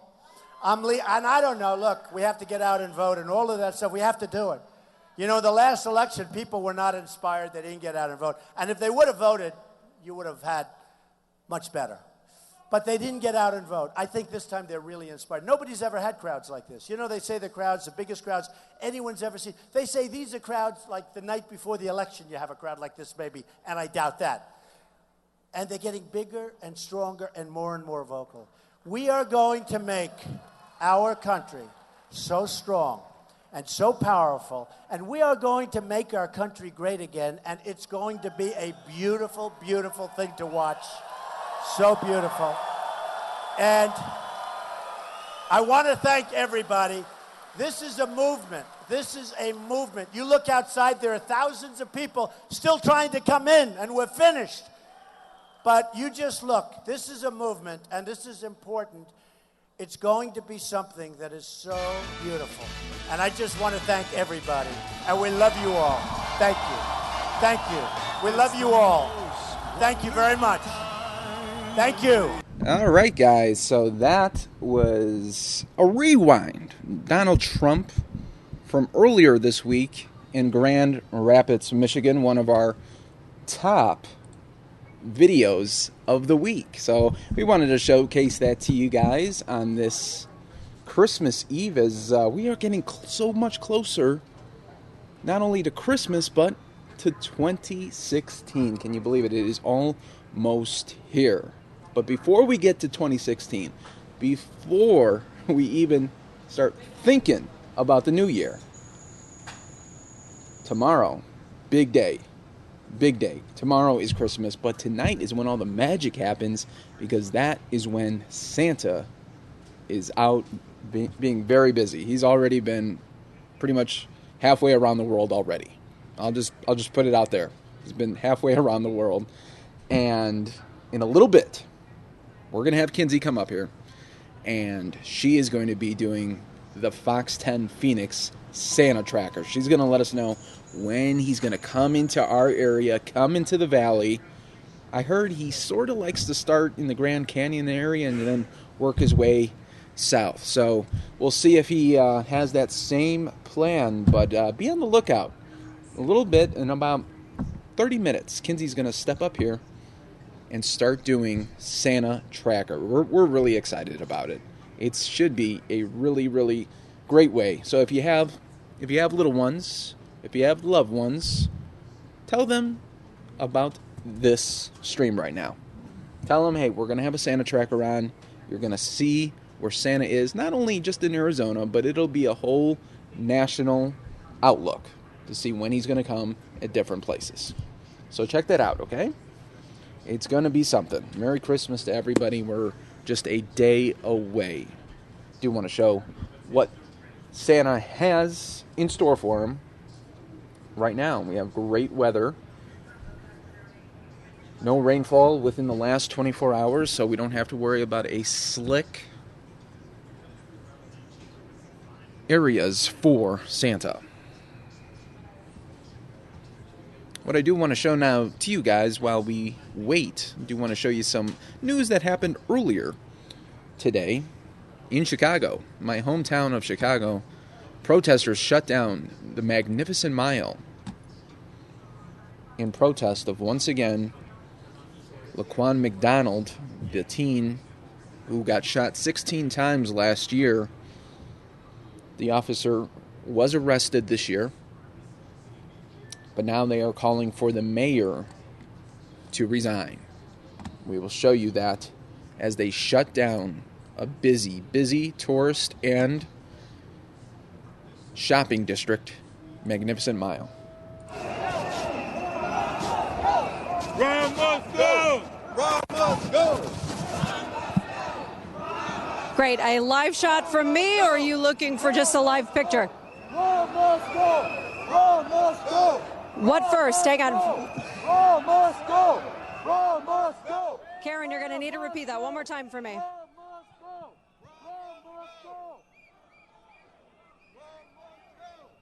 Okay, thank you.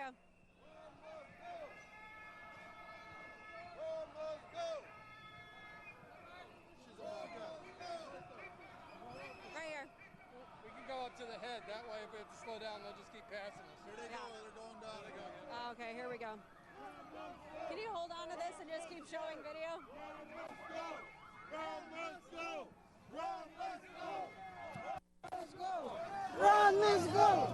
Ron must go! They're laying down again. You see the little ones?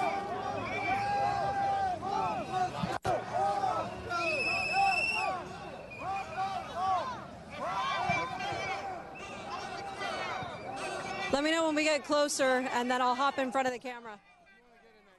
Yeah. 1 minute.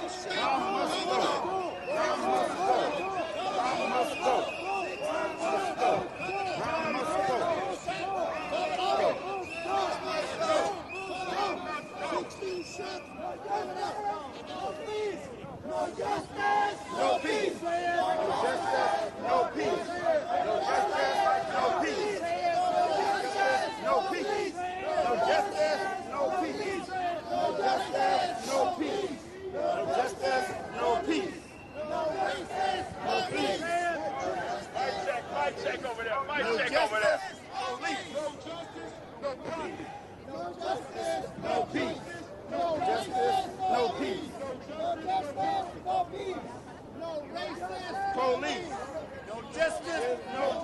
You racist police.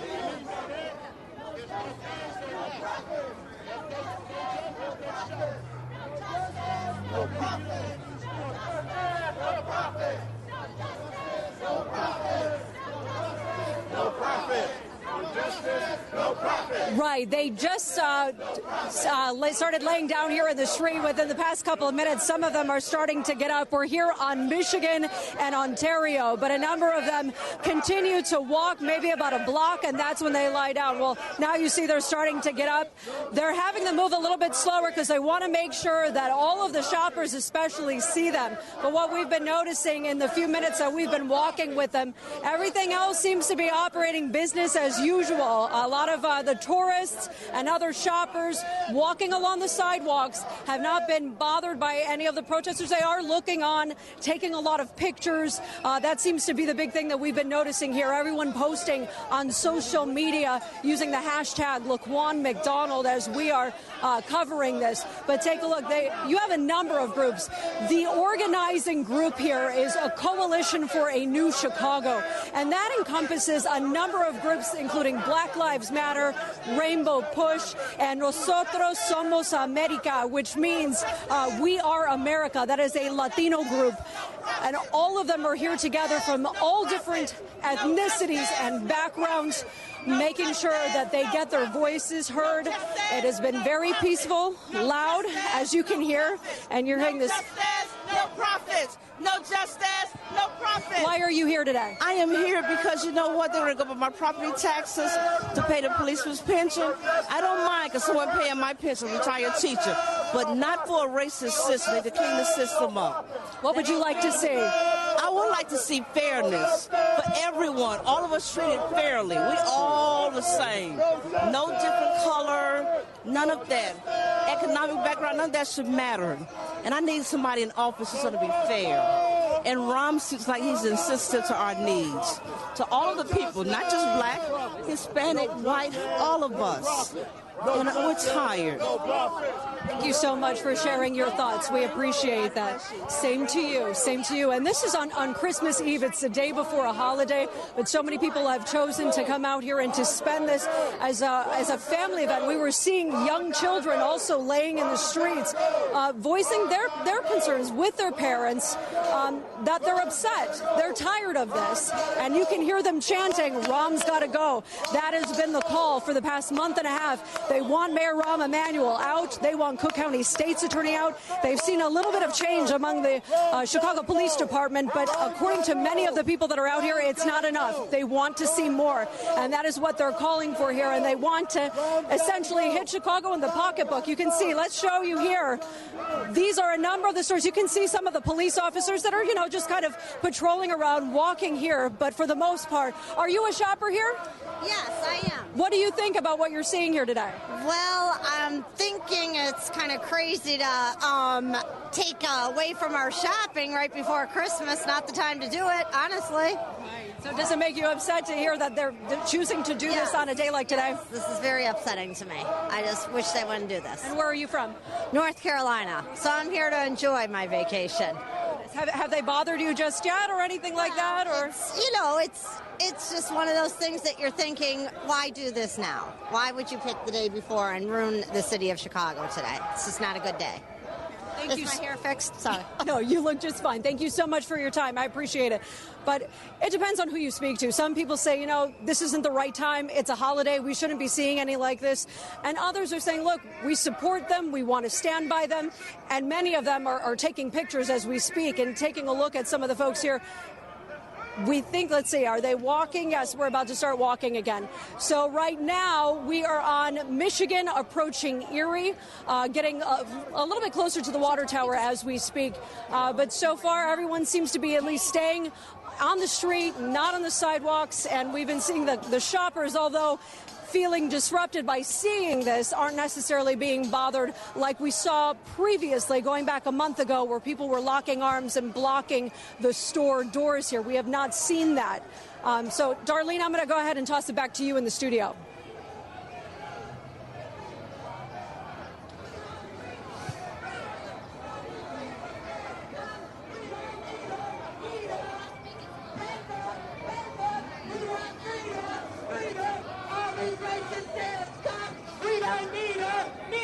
Yes, you're seeing people of all different backgrounds, ethnicities, walks of life that are coming together and all saying, we're fed up, we're done with this. And that is why they continue to march, they continue to protest, and they want to be able to make their voices heard. They feel that coming here on Michigan Avenue on the last day of shopping before Christmas, that this is going to hopefully get their message across. That is the hope, at least according to the people we've been speaking to out here, Darlene.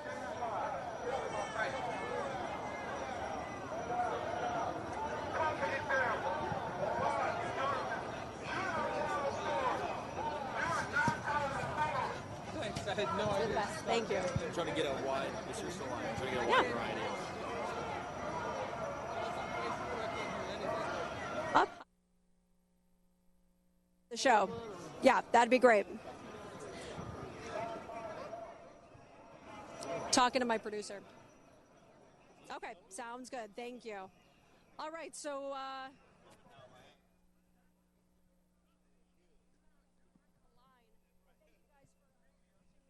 and happy holiday. The same thing to you guys. I appreciate you stopping by and watching. Here, take a look. This is the end of the line. We're going to walk. See, that's my crew right there.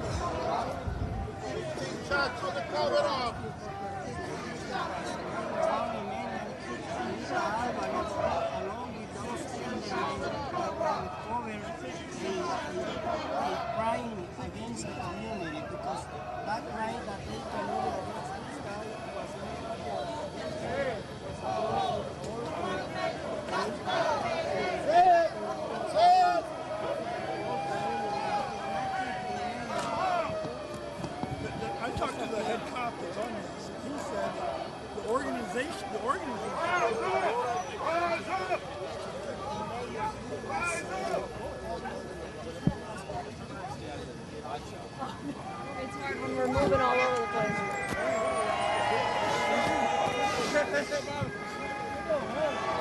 Merry Christmas.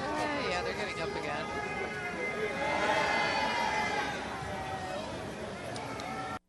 All right, folks, now we are going to show you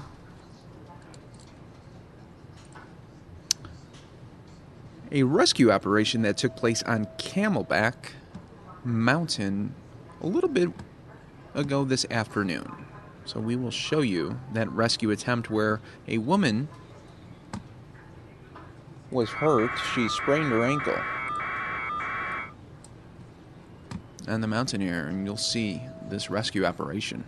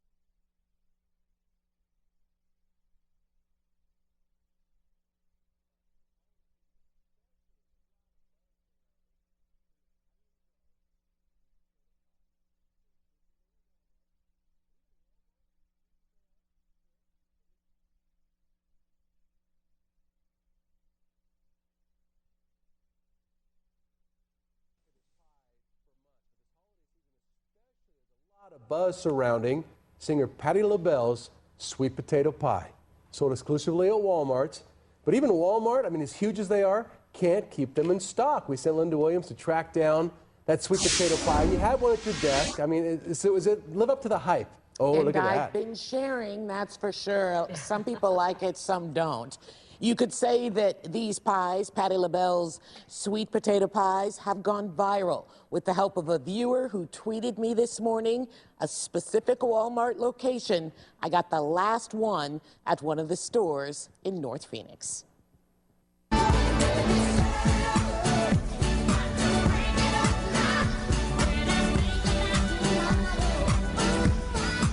Patti LaBelle has had some bestsellers during her music career, and her sweet potato pies were a good seller at Walmart. Until last month, when this fan, James Wright Chanel, reviewed Patti LaBelle's sweet potato pie on YouTube.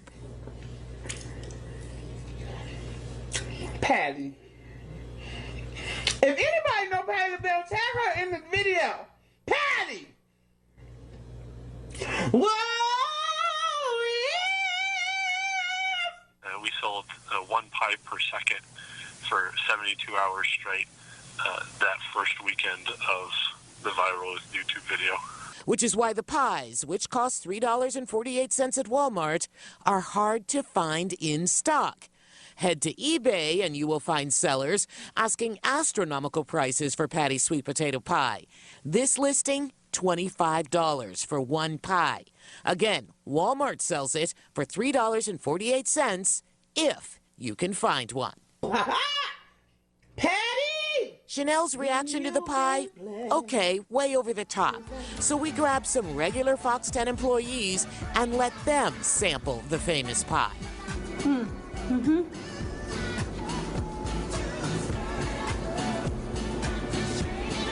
It really sticks to your teeth in a good way. I don't know if it's a little too sweet or a little too like too many different spices. Just a little weird to me, a little off. Best way to get your hands on a Patti LaBelle sweet potato pie, Walmart suggests going to your local Walmart's Facebook page, checking there to see when they get a shipment. We went on Walmart.com this morning, put in the zip code, and searched for the pie at the store. I also tweeted, hey, anybody seen these around? And one of our viewers tweeted me back. But you really need to call the store, say you want to talk to the bakery, that particular Walmart. She'll check, and she'll tell you how many pies they have, and then you can get in your car, and hopefully by the time you get there, and it is intense, the competition to get one of these, but hopefully by the time you'll get there, there'll still be one. What did I think of the pie? I'm not a sweet potato pie fan. I'm a pumpkin pie girl myself. So there's a big difference between pumpkin and sweet potato? To me, sweet potato, this was sweet for me, too sweet. But hey, it's such a fun story, and Merry Christmas. Linda Williams, Fox 10 News. Thank you, Linda, for that. And folks, we're getting close to Santa Tracker 2015. It's going to happen right here on Fox 10 Phoenix. Kinsey is crunching the numbers right now. She is looking for Santa. We got every GPS tracker that we can on the guy. And she's going to have the full list. And really, she's a certified Santa tracker. So, I mean, I can't do it, but Kinsey's going to come up here. So if you have little ones, tell them about this setup here, because it's gonna be a fun little time that she is going to have for us. And you know, I wish I had this service when I was a little kid where I could track Santa, right? We always had to wait for the weather to come on, and hopefully the weather person would talk about it just a little bit. But now we have an official Santa tracker. So this is, folks, this is groundbreaking. So stick right here to fox10phoenix.com. We're gonna have a lot of fun with it. I do want to show you what he has in store for weather-wise as we get really close to Santa Tracker 2015.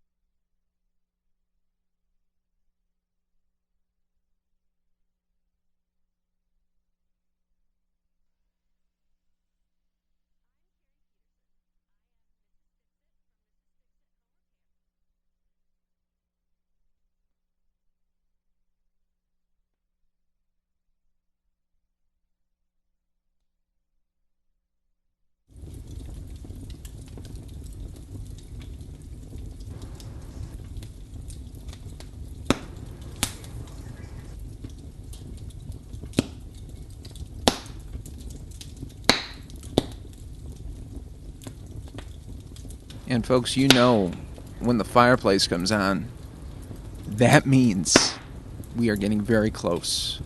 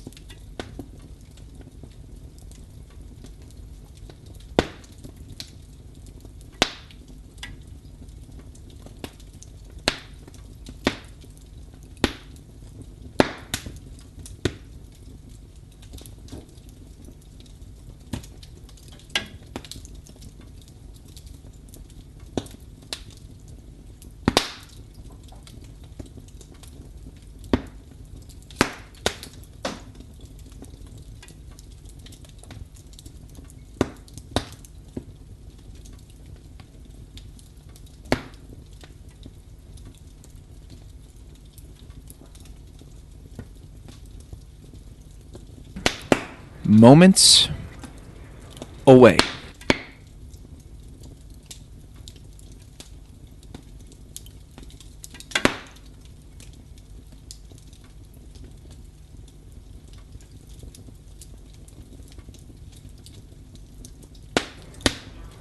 All right, folks, as promised, we are just moments away, but before the Santa tracker could come on, we got to show you the beautiful Times Square.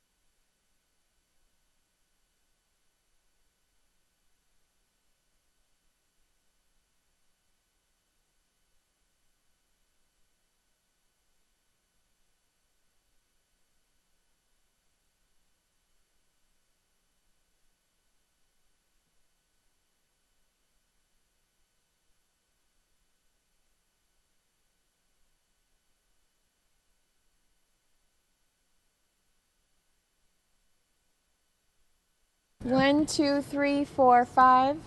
Obi, can you hear me? Obi, can you hear me?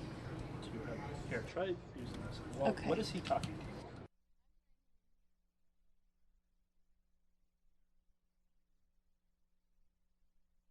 I turned myself off.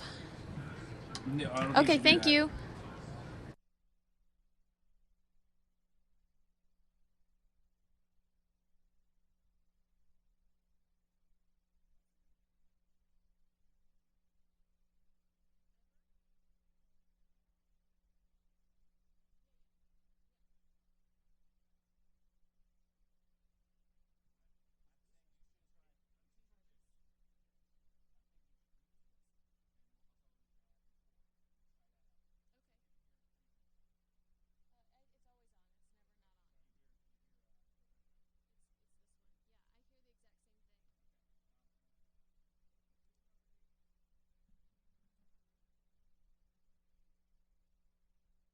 Hi all, if you're still watching from Mike's broadcast, I'm Santa tracking, and so I am getting that all prepared now. Thanks so much for watching, and I'm organizing with some of the producers here, so I appreciate. Can you hear right now?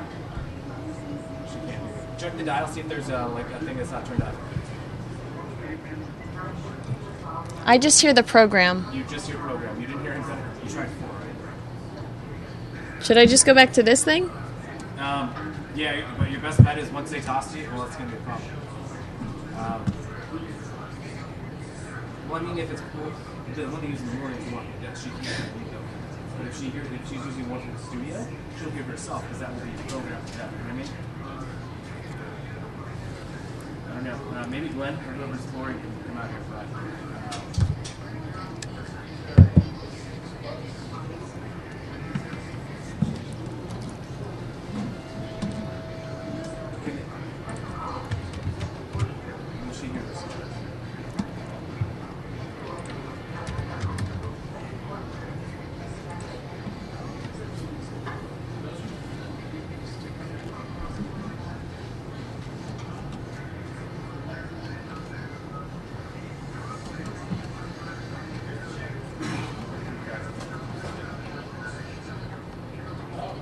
So it should be like, you should basically, right. He's the one Glenn gave you. He said that it should be real time, so it won't be like a delay, so it shouldn't confuse you.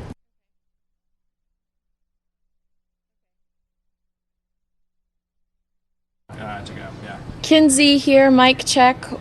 1, 2, 3, 4, 5, 6, 7, 8. Mic check. Kinsey, are you on right now? Yeah, well, because I have to be on Yeah. for Whatever them. you want, and then just flip over your shoulder behind your Take your camera off. Yeah, it's weird. They can't see. Here, help. You sure? Yeah. Alright. So put this in. Okay. Sure. Oh, this is leaving the earpiece, Kinsey. Oh, I don't use the earpiece. I'm gonna. Put this down somewhere. Just gonna clip onto the back. Cool. Thank you. Well, you want to get under your hair. I don't want to wire through your dress if it looks really weird. Sorry. Thank you. That's perfect. Brush your hair a little bit. I will. I'll see it over here in a second. Straighten. Let me here.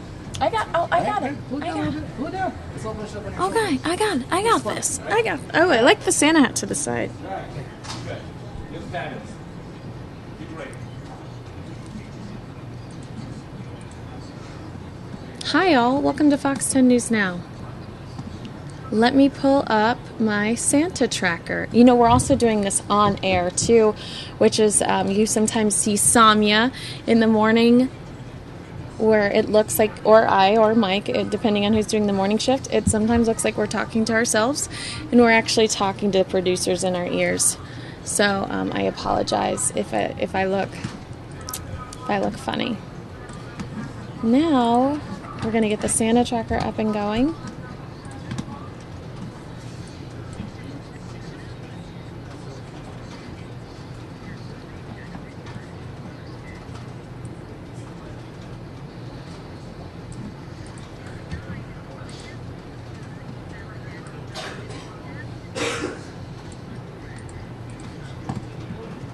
And our 9 p.m. broadcast is starting right now. So if you are local, you should be tuning in. If you're not local, you can watch. We're going to be dipping in and out of And it. the state this Christmas. And later in the buzz, many of the gifts for your kids under the tree may never even get played with.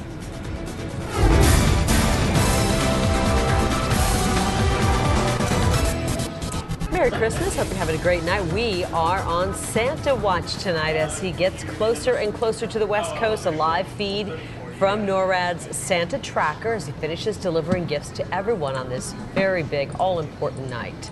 And we're going to check in with our own Kinsey Schofield in just a moment. She's been tracking Santa. She's going to let us know how his trip is going so far. Staying on top of his travels. And while Santa had his gifts done early, right, in plenty of time, there are still people out shopping right now trying to get those last-minute Christmas gifts. Marcy Jones live in North Phoenix. Boy, procrastinators, big time. Yep. Big time. I'm one of them. I can't say anything bad about them. I'm definitely one of them. Lots of folks are cozy at home right now, but there are still a lot of people out. And I have to tell you guys, they're braving the cold. It feels like the North Pole right now. We caught up with some Christmas Eve shoppers to see what has them out and not waiting for St. Nick. Here is what they had to say. Oh, did you go shopping tonight? Yeah. Yes? Okay, what did you get? Do you remember? That digging thing. The digging thing? Yeah. What are we here for?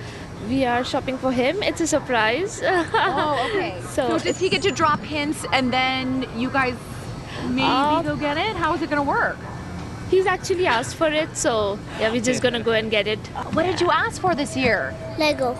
Legos? What kind in particular? Like Star Wars or building kind?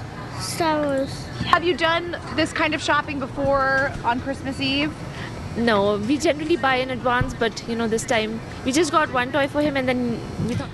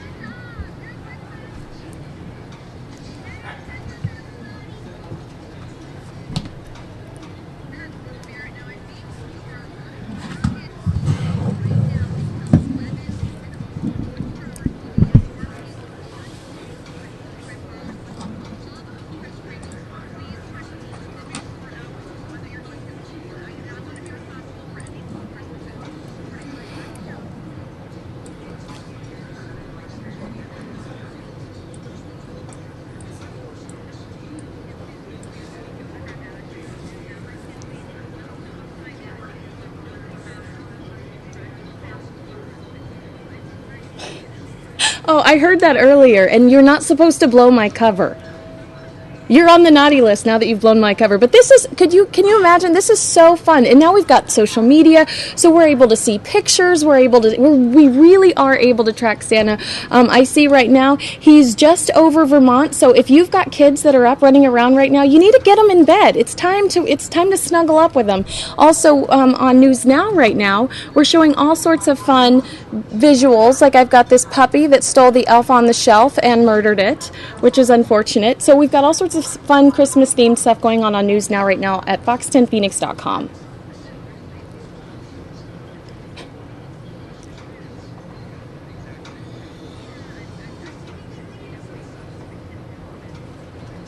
Oh.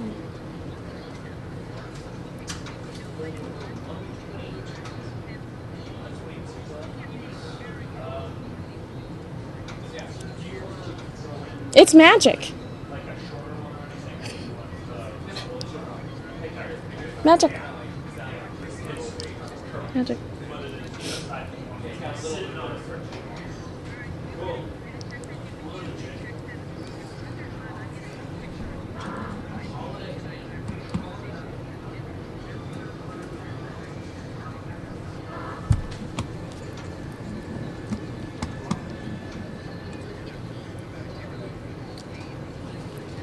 All right. Thank you, everyone that was patient with me during our Fox National or our Fox TV broadcast. So I do have to show you this precious precious picture I have of this poor Shih Tzu. Or no, what is it? It's a Schnauzer. He stole and chewed up our Elf on the Shelf while my kids screamed in horror, "I am not sorry, love Roxy." So, yeah, this evening I collected some of my favorite Christmas stories, and we will be dipping in and out of the broadcast, but how come my mouse is not working? That's not Christmas magic. This poor Schnauzer stole the Elf on the Shelf, destroyed it.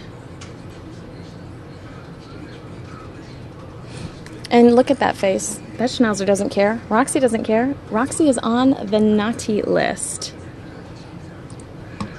Marcy looked so cute in her hat. Marcy has like a very innocent looking hat. My hat's a little rebellious. All right, let's jump into some other stories. Hi, Brian. Are you on the naughty or nice list? No comment indeed.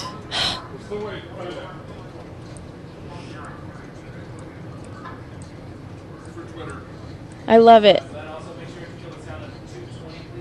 How does he go to every house in the world? It's magic. We were just going over that.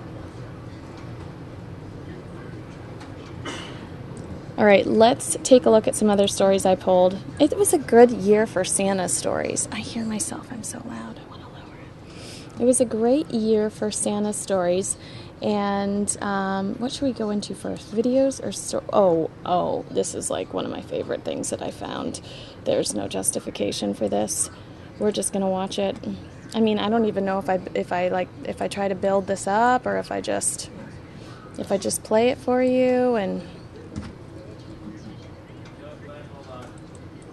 I don't know it's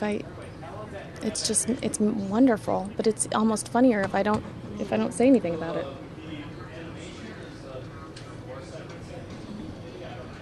Right? Speaking of Christmas magic,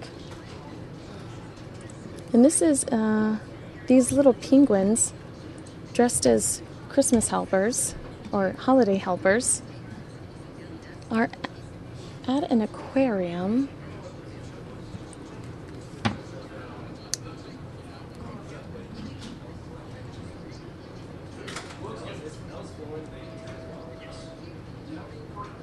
Oh, they're at the Long Island Aquarium, and they paraded around in Santa costumes in honor of the holiday season, spreading cheer with their tiny red and white hats. It's so sweet. It's Pam, these are the penguins' names, Pam, Angela, Fuzz, and Sheldon. And they were born at the aquarium and take to being dressed surprisingly well, like my dogs. Perhaps you'd like to see my dogs. They are wearing Christmas sweaters right now. So I'm going to share that with you too. One of my dogs likes being dressed up more than the other.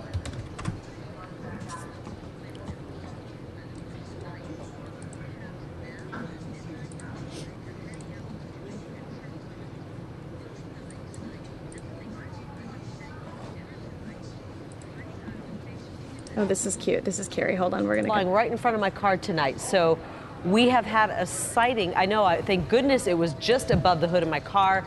I didn't injure any of Santa's reindeer, but we're keeping an eye on it. Kinsey's tracking it, and we're going to let you know what's going on as well.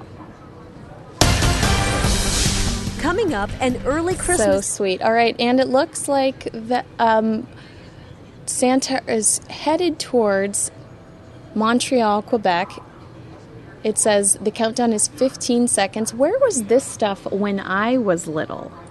How come I didn't get all of these goodies that could keep me entertained throughout the evening so I wouldn't have to watch the Christmas movie, A Christmas Story 20 times in a row? That's what I was doing. I wasn't tracking Santa. I didn't have these luxuries.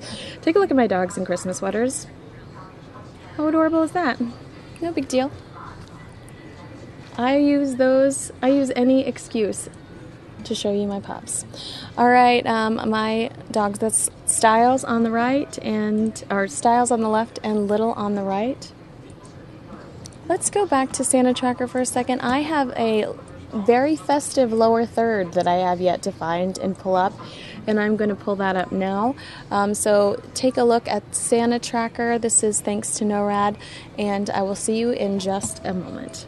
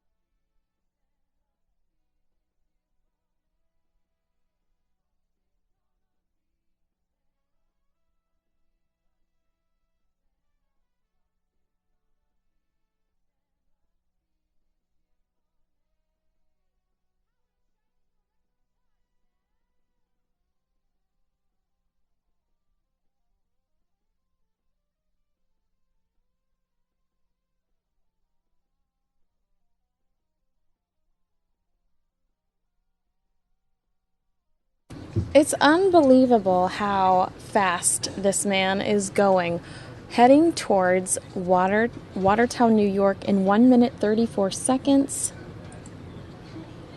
Give me 2 seconds. I did find my new lower third. And I am pulling that up now. You know what? Let me see if I can find a video to show for you, or to show you in the meantime.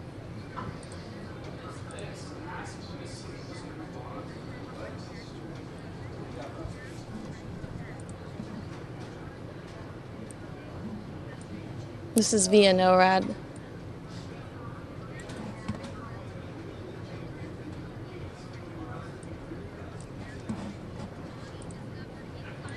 Franchise Pierre Noël. Montreal is also the home to 51 national historic sites in Canada, including...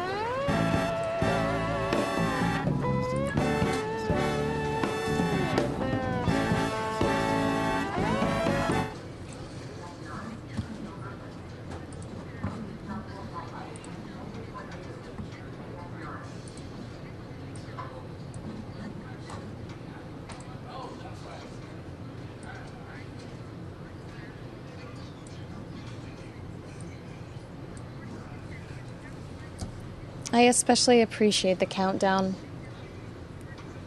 12 seconds, 11 seconds.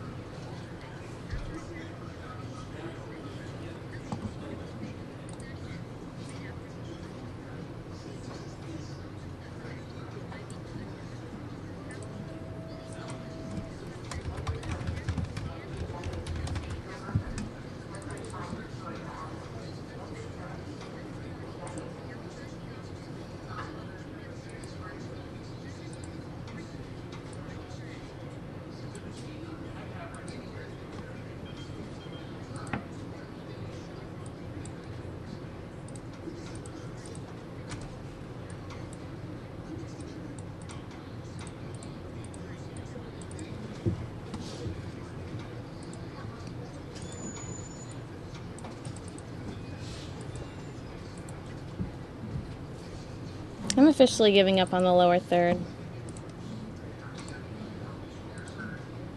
All right, let's take a look at this sweet story that was one of my favorite stories this entire year. This real life elf on the shelf. Have you seen this?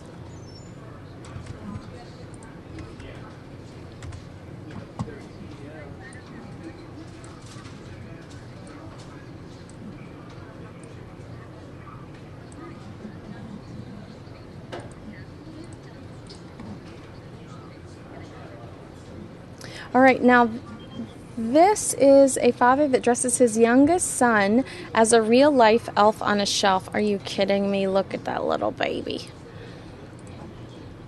If you're not familiar with this growing holiday tradition, which I'm too old, I guess, to have experienced this myself. My family was just saying that they were disappointed that this is something that happened after after we were all grown up, and my dad said, oh, we would have had so much fun, we would have been so good at that. This is a father out of Utah, and he's a father of 6, and he's documented his 4-month-old son as a real-life elf on a shelf. His name is Alan Lawrence, and he's a photographer, and he continues to post a series of photos of his youngest son, Rockwell, in full elf on the shelf apparel, and his website's called That Dad Blog. Let's see. Oh, are you kidding me?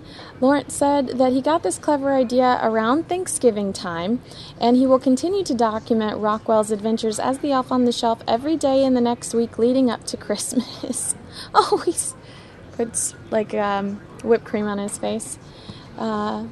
Up to Christmas. The project can be followed through his blog, the Dad Blog, and through social media posts on Instagram, Facebook, and YouTube. The Elf on the Shelf is a Christmas tradition that includes a special scout sent from the North Pole to help Santa manage his naughty and nice list. Oh, see, that's more information than I've ever known about it.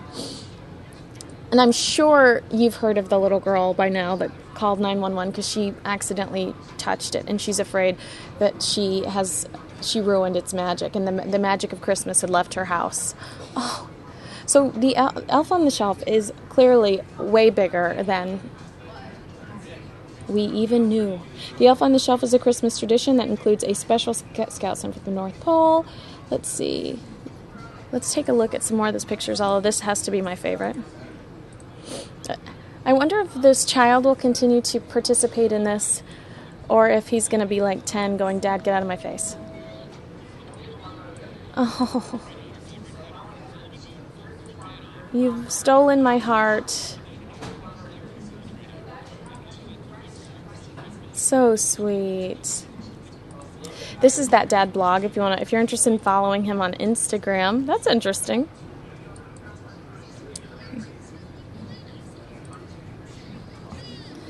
And you're going to take a look at me here because we're about to go back to the broadcast. So let's take a look here. And let me pull this up. Let's check NORAD to see where Santa Claus is. He's back in Canada. Man.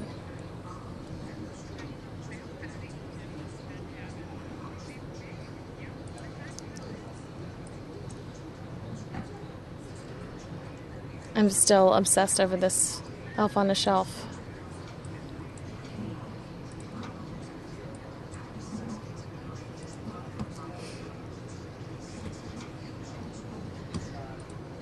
Yep, in Toronto in 1 minute 4 seconds. Wow, the gifts delivered. Can you see this number?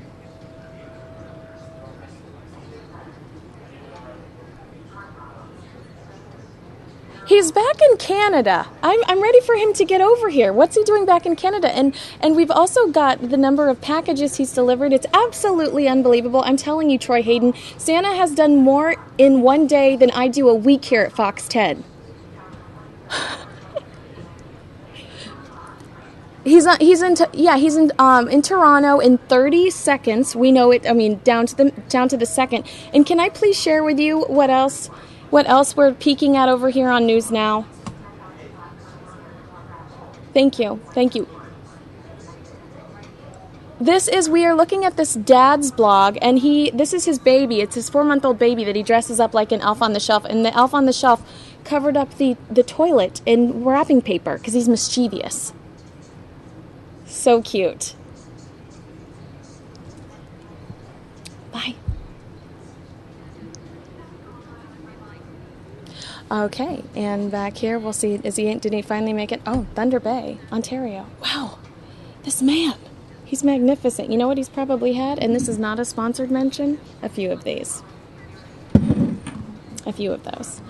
So I'm obsessed, obviously, with the dad blog, but maybe it's time for us to move on to something else, and maybe we'll go back there because there are plenty of other photos. Look, he's sticking cookies in the VCR. I'm obsessed with this. Can I adopt this child? Oh, this is so cute. This is how I am with my dogs.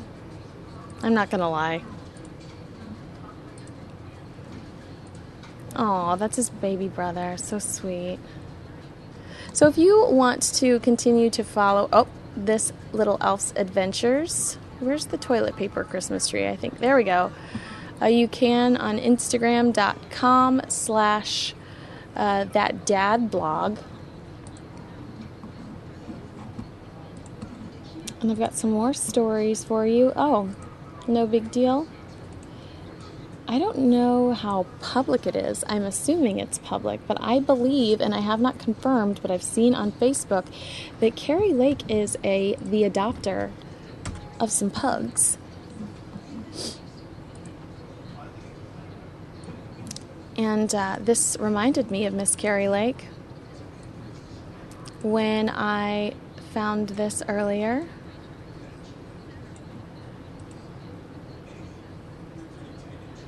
Hold on, let me...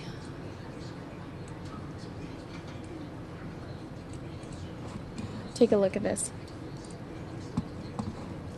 So cute.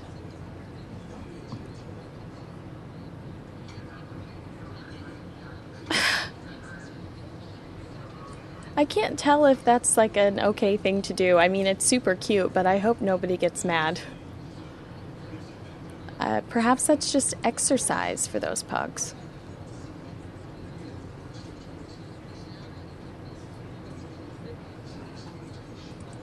All right, let's take a look at some more fun videos I have. I don't know, this is apparently something that happens on a pretty regular basis. Where is this guy located?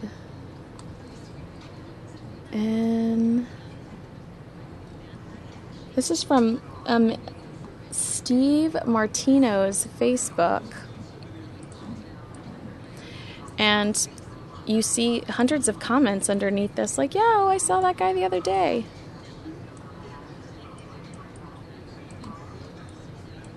I would definitely put on a costume and do this. But you know, I'm an elf. Look at this. Just chilling, just hanging out. Steve Martino on Facebook said, oh, look who I ran into today. Let's tell you where, okay, Thunder Bay, Ontario in 57, 56, 55 seconds. Look at the amount of gifts Santa has delivered. Let me show you. So far. Look at that. And the number just keeps rising.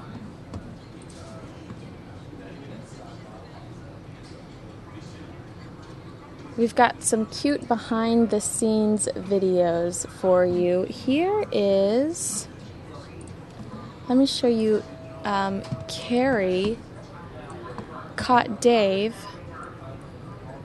on Facebook playing Santa himself. So let's take a look at that. If you're a regular Fox 10 viewer, I think you will appreciate this.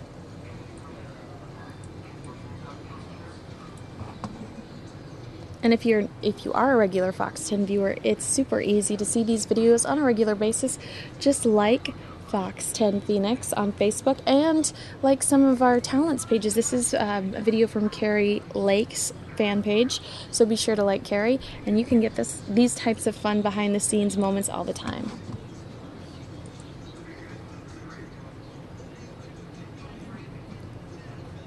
Wait, there we go. Let me pull up the volume here.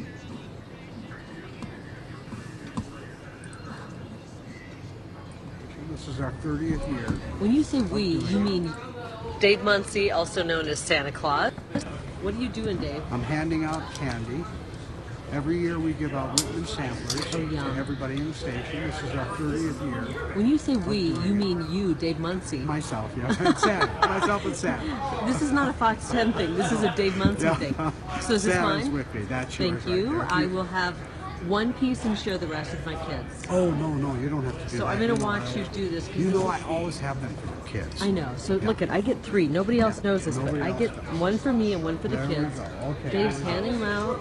I think Carrie got one of mine because I certainly didn't get it. it. You can skip my desk because we just got mine right here. Okay. Oh, you want to come in? So Yeah. we go into the boss? Okay. Are we streaming live? Yes, we are live, actually. Okay. Oh, he's on the phone, so we'll catch him later. Okay, we'll do that later. We'll see. Sorry, talking to my lawyer. Merry Christmas, Hey, Dave. Mark Mellon, hey, we're live. Everybody, we're live. No live pictures. And the thing is everybody gets one whether they're naughty or nice, and this is proof. This is proof. Naughty. No live video. You see how crabby he is right there, crabbing now. He's acting like he's settling in. I'm getting one, that's it. See what I mean? He is naughty. Merry Christmas. I really do believe, Dave, that you are Santa Claus. Do you want to go back in the Grinch's office, or should we keep moving on? Yeah, we better keep Looking moving. forward to the tree tonight, Dave. All Okay, right. big tree. And this is the Hi, gal Christina. that totally runs the place. She right? totally does. Merry Christmas. Every year without fail, right? Is this Santa Claus? Oh, I do believe in Santa Claus because I know Dave Muncie. Thank you, Dave. You're welcome. Okay, and he look at he drops it, he picks them all up, he doesn't leave them there. That's okay. Okay. Well, This I don't is want to Steve keep you, Kraft's Dave. Oh, you can desk, put some on so Steve. that's a big one. Even people who aren't here get one. Oh, All right. Well, we love you, Dave. Okay, thank you. We'll see you. All right. Now you're going to the other side of the We're building? going into the manager's office now. This is why I've been here 40 years.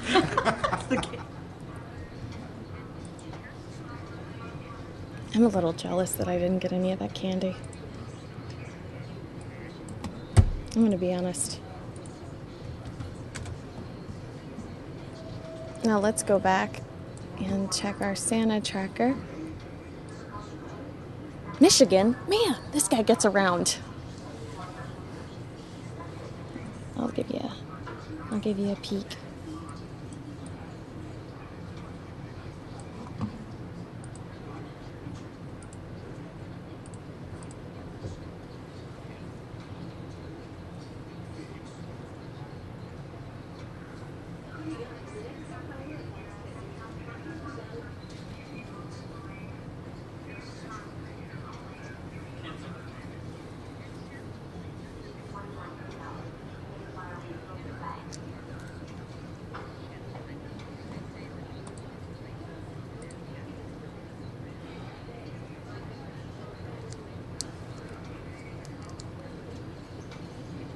Kalamazoo, Michigan.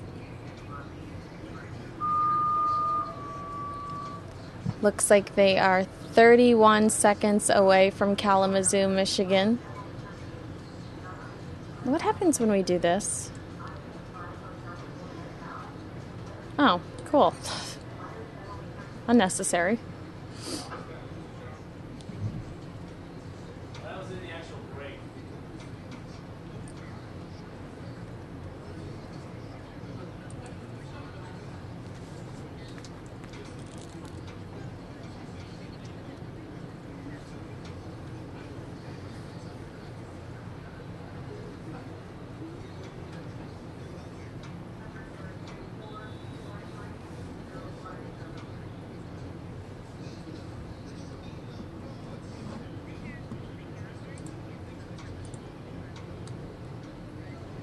Wow, so according to NORAD, 9 minutes ago, Santa flew through Toronto, the largest city in Canada. There were some interesting tweets earlier today, too. Let's take a look at this one. Do you mind if I share this with you? Santa's sleigh has a flavored hot chocolate machine, which sounds amazing. I'm a little jealous. Let's see if there are any other fun facts. Santa almost hit a moose while skimming over Ridge, New Hampshire. Good thing he's a great pilot. That's two. That was a close one. Love it.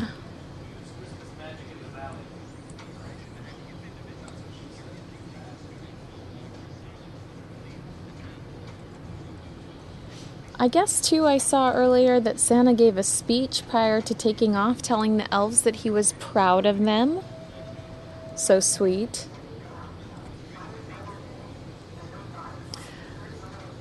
You can also go to noradsanta.org if you are interested in playing games or researching track history. All I want to do is look at pictures of the 4-month-old elf on a shelf. I have some pictures. Here's actually some video that I just found. Oh, they're in Erie, Pennsylvania. Santa is now over Erie, Pennsylvania. Breaking news. Oh. All right, take a look at this video of Rudolph. Can you tell which one Rudolph is? It's Rudolph playing reindeer games.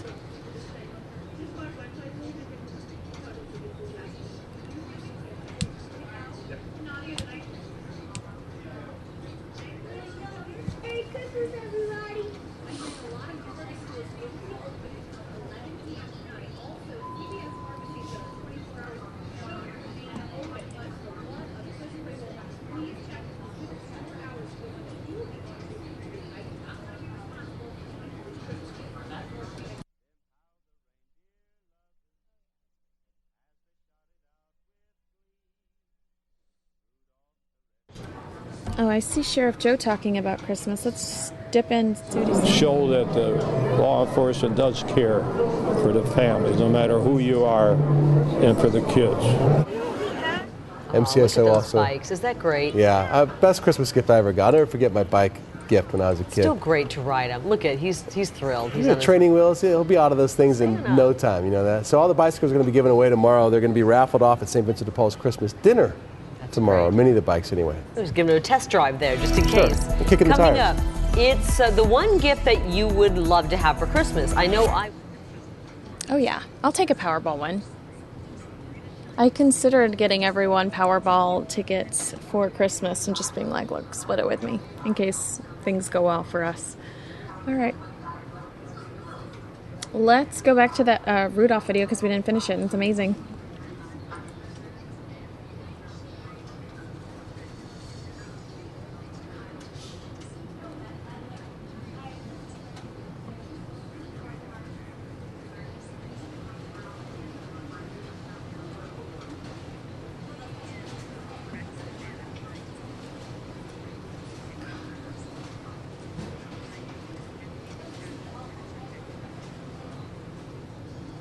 Oh.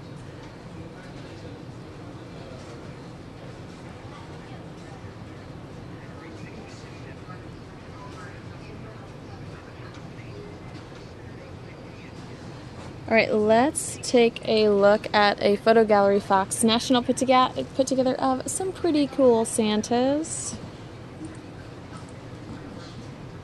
Wait, where is Santa though? We got to make sure he's not just all of a sudden here. He's in Ohio. Take a look.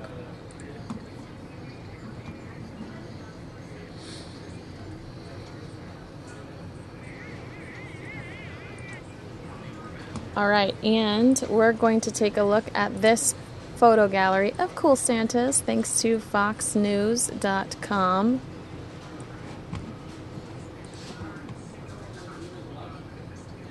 This is in France. This is an AP photo. This is in Indonesia.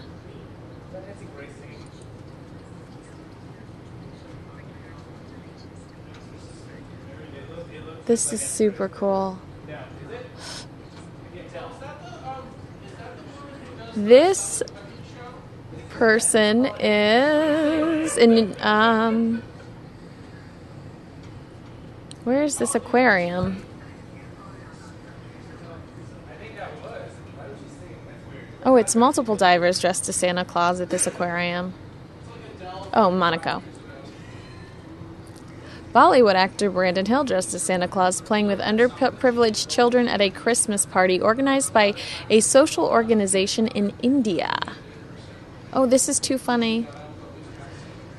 That's at the Tri-County YMCA. How lovely. Dad? This is a swimmer dressed as Santa Claus in the Mediterranean Sea during the traditional Christmas bath. The temperature of the water was 16 degrees. Hey, how about I not do that? Here we go. This guy was on the beach passing out candy canes in Fort Lauderdale, Florida. He has visited the beach before Christmas for the last 30 years, and his name is Timmy McGovern.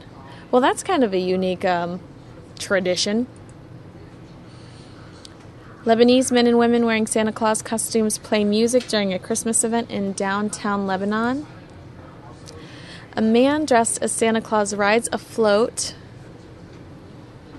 Oh, this is the Christmas bath too. Oh, just the Christmas bath. Typical Tuesday. And that does look pretty cool though. And then we're back to that guy. I don't know what my favorite will probably...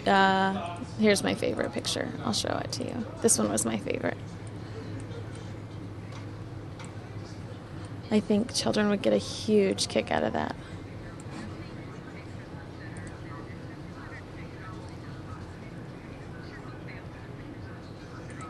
And let's see where Santa is.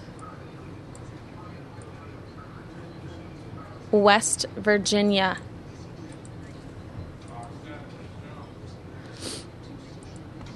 And let me show you that.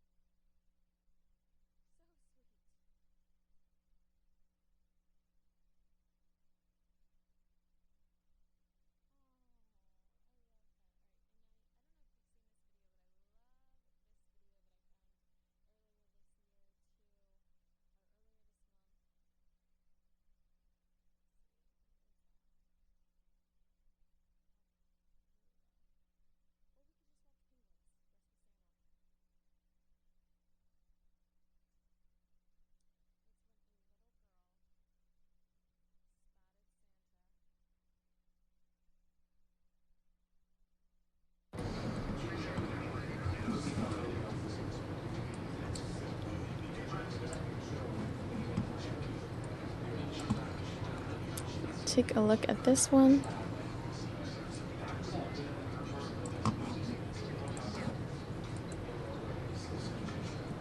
This is a little girl discovering Santa in a Walmart. She spotted him.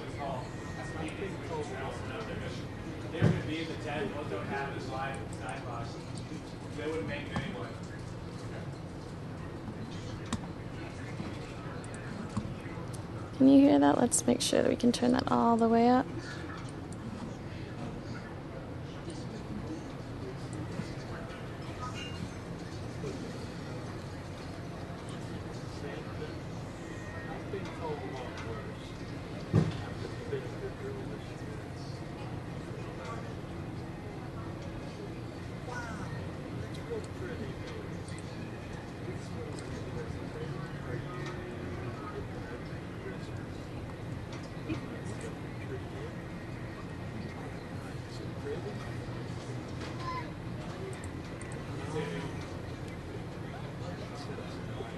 Tell Santa what you're gonna leave him.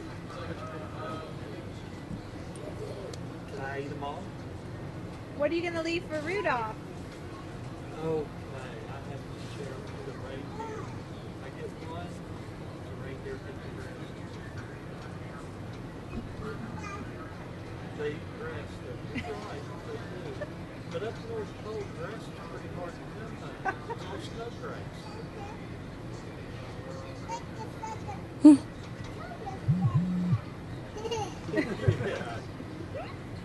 better tell him bye. Let him get back to his shopping. Got it. Tell Santa bye. Say thank you. So sweet. All right, let's jump back to look. Check out this tweet. Pretty funny.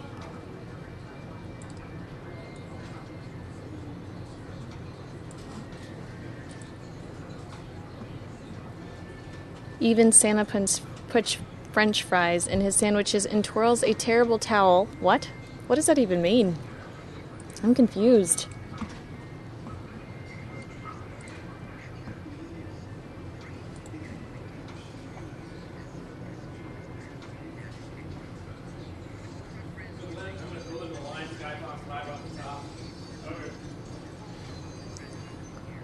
All right, looks like we are headed to Kentucky. Take a look here.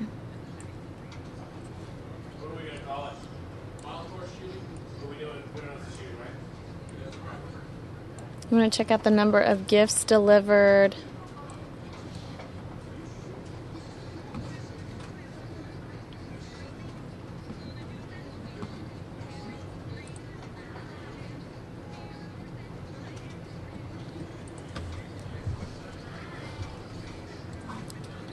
Let's see what other fun videos we have of Santa Claus.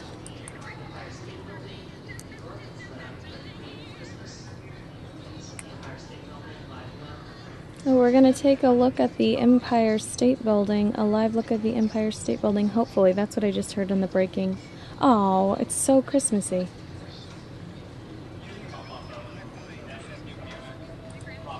Look at that. Beautiful. Are we going to see Santa like fly by there, or is he going to stay in Kentucky forever?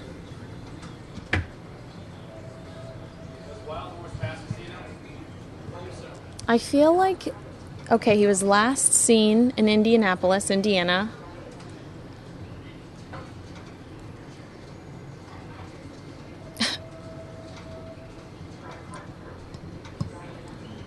I feel like we never see him. It says last seen, but he's always heading. It's magic. That's all it is.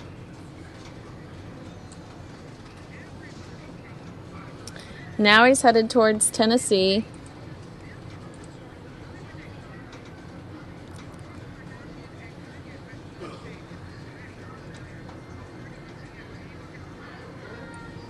And I'm going to show you now Ty Brennan tormenting Mark Martinez. It's a regular occurrence here at the Empire State Building. I'm going to show you that in the transition. But this is a regular occurrence here at Fox 10. Again, with some of that behind-the-scenes action. Someone left an elf on Ty's desk. And this is what Ty chose to do with it. And this, again, is from Ty. It's facebook.com/Ty Brennan Fox 10.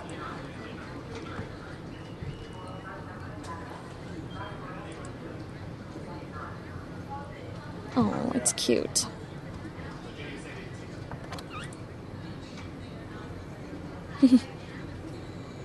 All right, this is, just so I can set this up for you, where he's walking in is our sound booth, where the reporters and anchors do their voiceover, where they do all of their voiceover work. So it's almost like a little sound closet. And Ty knocks on the door with this sweet little elf, and this is what he does to poor Mark Martinez.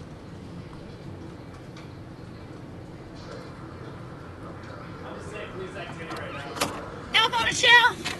Hide.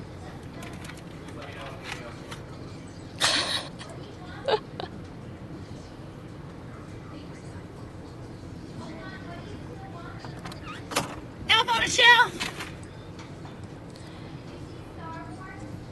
And looks like I need to get my Santa tracker back up.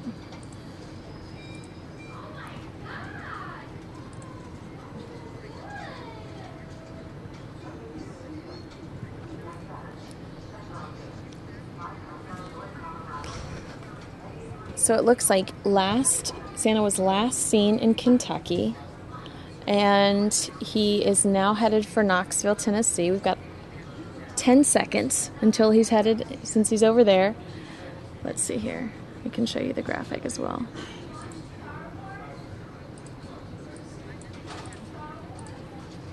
Is it technically in Chandler? Even though it's on the reservation? Is it technically in Chandler? No. I mean, it's on the reservation. The address is in Chandler, so I can't say Chandler. I think it's you have to say East Coast. Oh, you can't. What? I get what you're saying, but I think ours is taking it. I'm not mistaken. And we're about to go on with Troy and Carrie, so give me 2 seconds. This is actually pretty relevant. And not that many. More than a third of the presents they get end up on the bedroom floor, and they'll never be touched again. A quarter of kids are more interested in the box than the toy itself. So that surprises me. That seems like a lot. My kids have moved beyond like eating the wrapper and the box and chewing on that and playing with that. They're older, but we started something. We let them kind of open a few gifts, or a couple gifts, or a gift each night. Oh, really? Obviously, we wait, and the ones that Santa delivers, we open those Christmas morning. But that way, they actually do play with it. It's almost so overwhelming when there's a bunch of little things. That's a good idea. It does end up under the bed.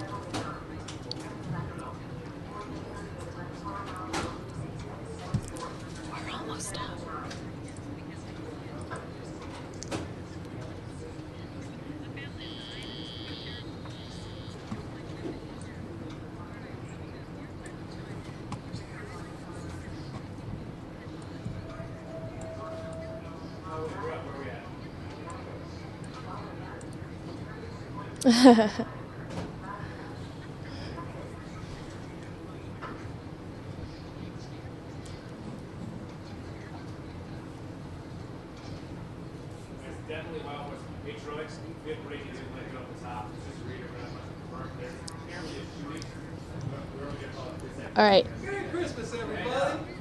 It's a random shoot. I just muted the mic because Troy just walked in and was very animated, and I didn't know what he was going to say. And quite honestly, I was terrified, so I muted the mic. All right. We were last in Knoxville, Tennessee. Now we're headed towards Alabama on the Santa Tracker. Take a look. I have to tell you a story since I have a few minutes, and I don't expect to be on again on the 9 o'clock. So, I should probably leave my earpiece in anyway. I go to a holiday party every year. For the last few years, I've been a judge at this holiday party, and it's unfair, and I've said it a million times. They do a talent show at this holiday party. You get there, you have a drink, you eat, and then every year they do a talent show. And I say every single year that they should not have the children compete against the adults for the talent show. I said there should be two different talent shows. There should be kids, and then you can do adults. The kids do everything from gymnastics to choreography. They sing. One was really hilarious. One boy was really hilarious today, and he got up and he said, "I'm going to tell you the alphabet backwards." And he just picked up his phone and then read the alphabet backwards. Well, tonight we had some very talented youngsters, to the point where it was pretty difficult to determine who the winner was. And then the winner was a kid that's going to compete on America's Got Talent. He sang a Michael Jackson cover. Second place was a kid that did magic, like a card trick. And then third place we gave to the host of the party, because he said that the third place prize was, actually, I'm going to do this and then me in the corner, so you'd never miss a minute with Santa. Hi. Actually, okay. Sorry, people are talking in my ear. So at the holiday party, the host said that the third prize was going to be a photo with him. First prize was $100. Second prize was $17, which I don't exactly get. But then the third one was actually a picture with the host of the party, which was, a joke. So the host of the party actually competed, and we gave him third place just because it would be a selfie. Like, that was the joke. But one of the children that competed, he said he could beat you in a chess game within 60 seconds. And he beat the other kid in 30. Like, he beat his goal. He won this chess game in 30 seconds. I know nothing about chess, so I didn't know how difficult this was. Long story short, but it was a long story. I didn't even shorten it for you, and I apologize. I just received an email from his dad, and it's a joke. It's like a cute, sweet joke. But it's a notice of appeal on behalf of this boy. He's appealing for reconsideration in the talent competition. He believes there was insufficient consideration given to his high skill level required for chess, and the randomness he engaged in to select an opponent. His opponent was randomly selected. It was just as easily he could have been an adult that would have likely met the same swift fate. Consequently, he would like to ask for an award of co-first place or co-second place for the merits explained.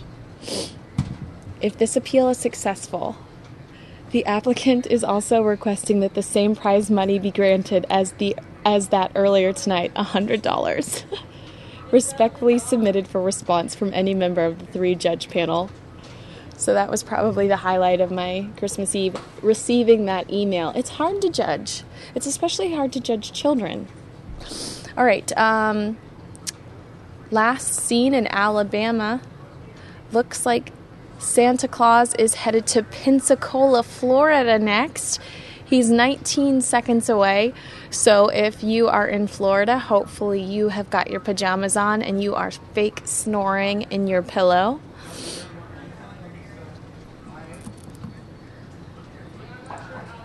And that's my Christmas Eve story. And also, happy birthday to my mom. It's her birthday. She's 21 again. I meant to use that Thai Mark video. Oh, wait, we have a new tweet from NORAD. Oh, it says, what do Santa and the world's whitest beaches have in common? They're both in Pensacola, Florida right now. Adorable.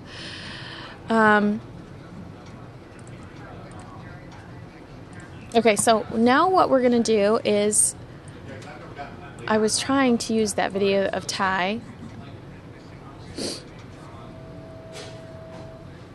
Okay. I'm hearing voices again. I'm sorry. Okay, so what I wanted to show you after the Thai video was this sweet, sweet video of Mark and Linda.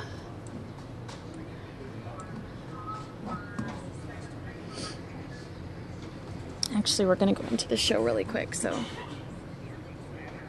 Deadly stabbing. People still trying to get their last-minute shopping done before Christmas, where people are making one final stop. And we're tracking Santa, where St. Nick is handing out gifts right now.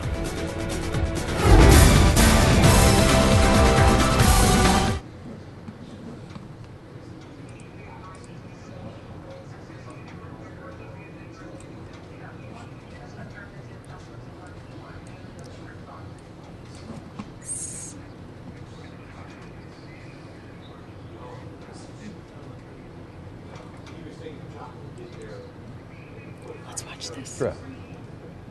Now, lots of folks are at home cozy where they should be on Christmas Eve, but there are still some folks out shopping at this moment. Now, we caught up earlier with some Christmas Eve shoppers to see what has them out and about and not at home waiting for St. Nick. Here's what they had to say. Did you go shopping tonight? Yeah. Yes? Okay, what did you get? Do you remember? That digging thing. The digging thing? Yeah. Okay. Yeah. What are we here for? We are shopping for him. It's a surprise. Oh, okay. So does he get to drop hints and then you guys maybe go get it? How is it going to work? He's actually asked for it, so yeah, we're just going to go and get it. What did you ask for this year? Lego. Legos? What kind in particular? Like Star Wars or building kind? Star Wars. Have you done this kind of shopping before on Christmas Eve? No, we generally buy in advance, but you know, this time we just got one toy for him and then we thought, okay, we'll go last minute. This is a new family tradition. What are you guys doing? So we're just coming to get a couple extra toys. He already has most of his toys.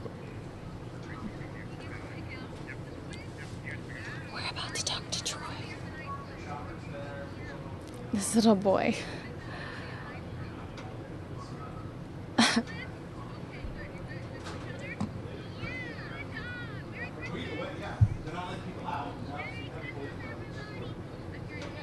I love Marcy Jones.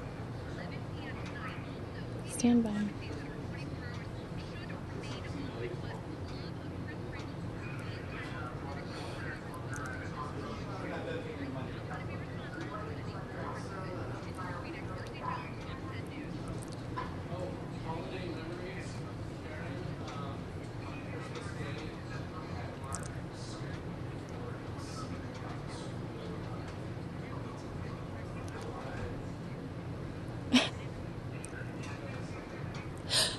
He is 1 minute and 1 second from Cancun, Mexico. Oh, now we're breaking down to 57 seconds. He was just in Pensacola, Florida, and he's now on his way to Mexico. And I'm anxious for him to get here, Troy. You know what else? I took a peek at the naughty list, and you're never gonna guess who made it. That guy made the naughty list.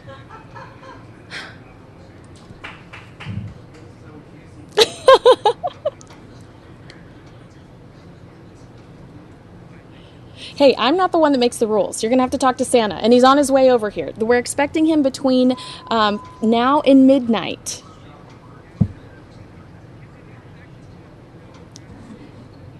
I do, yeah. Let me.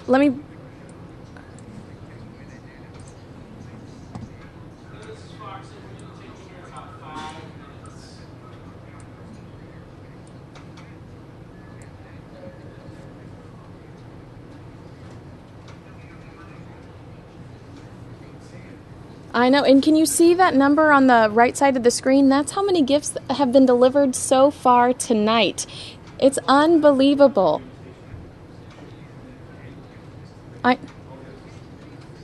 No. I haven't, not yet. No, it's on my to-do list.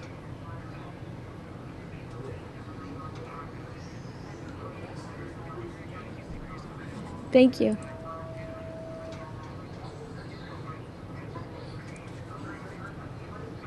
Not only that, but you have to be considerate of the reindeer as well. You need to leave carrots or something. Don't just take care of Santa.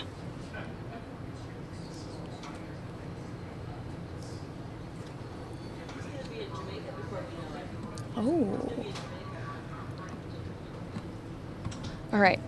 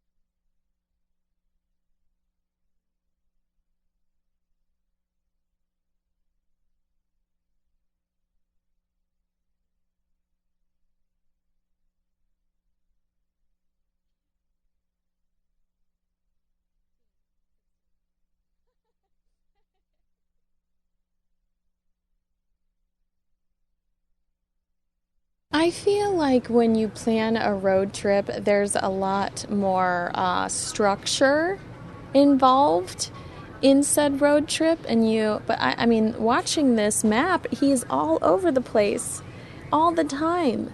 It's so impressive. I mean, he throws structure to the wind. He sure does.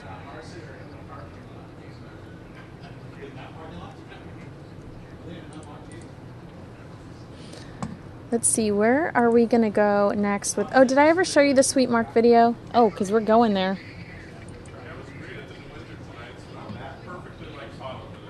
Where is that video? Here we go.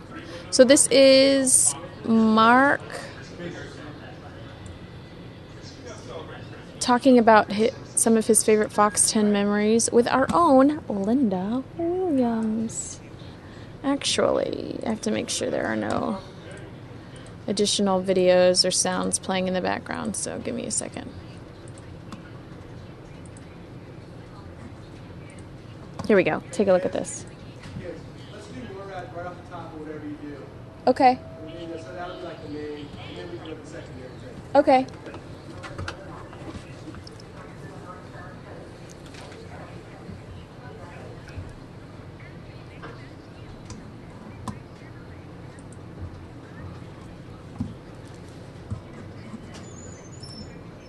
With a gift. I opened this gift from Linda, and it was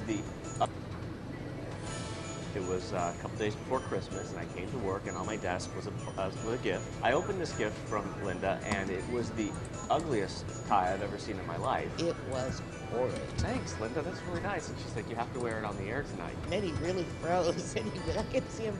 He looked at it. He's like, I didn't know if she was kidding around or not. I think, so as not to hurt my feelings, I think he would have worn that horrible tie. Thank you for that wonderful tie. I can't believe you fell for that.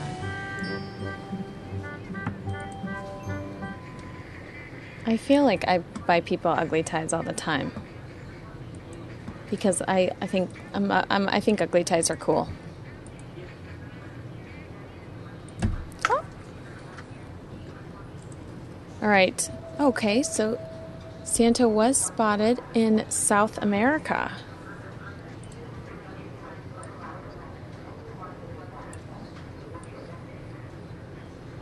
Oh, now he's in Nicaragua. Spotted in South America. We'll tell him to bring you an extra present if you can say this city's name correctly. Well, I'm not going to try. I'm okay with the presents I have.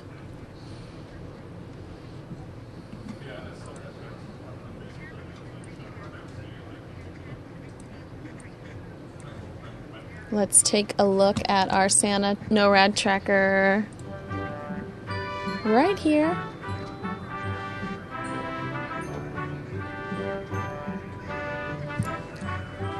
Anxiously waiting for him to come to Phoenix. Where are you, Santa? Get over here.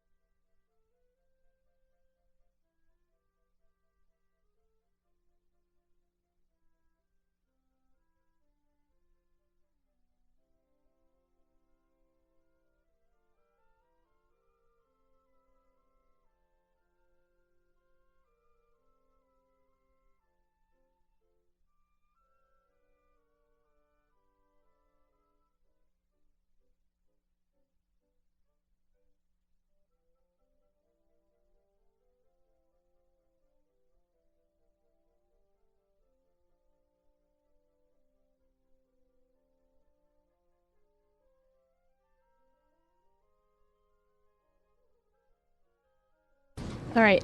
I played this earlier, but I was having problems with my mic. I want you to take a look at this sweet video of this Santa Claus signing with this little girl. When Santa realized one little girl who visited him at a mall in England had a difficult time communicating out loud, he asked her mom if she knew sign language. As it turned out, she did, and since Santa did too, the girl opened up and found an unexpected friend in the jolly old elf. People were crying in the crowd, a mall manager said, and members of our security staff were almost crying. It was just an amazing moment. That is sweet. Last tweet from NORAD was 7 minutes ago about South America.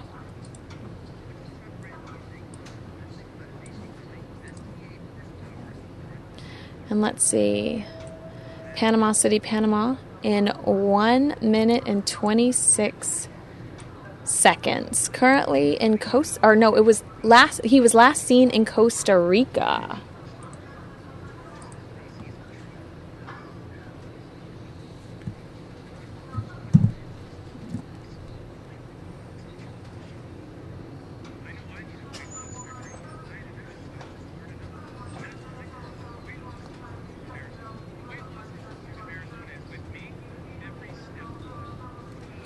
That's an awfully beautiful photo. Look at that over the water.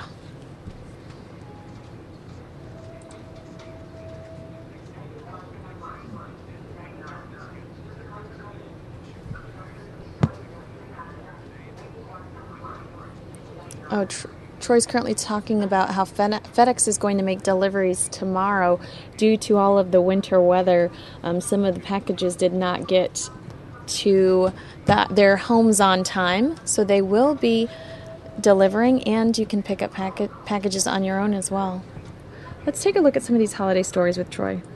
They've started a movement called Feed the Streets. The group posted the idea on Facebook and collected a lot of donations. They collected over $400, and they took that money and they bought 385 burgers. They then went to the corner of 10th Avenue in Madison and passed all the burgers out. That's sweet.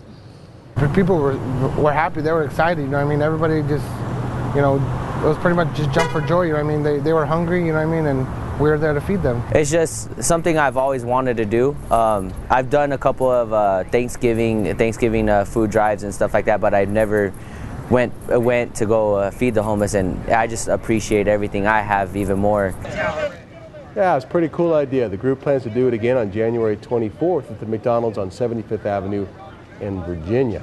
Another meal being prepped for the holiday. Salvation Army gearing up for its biggest event of the year.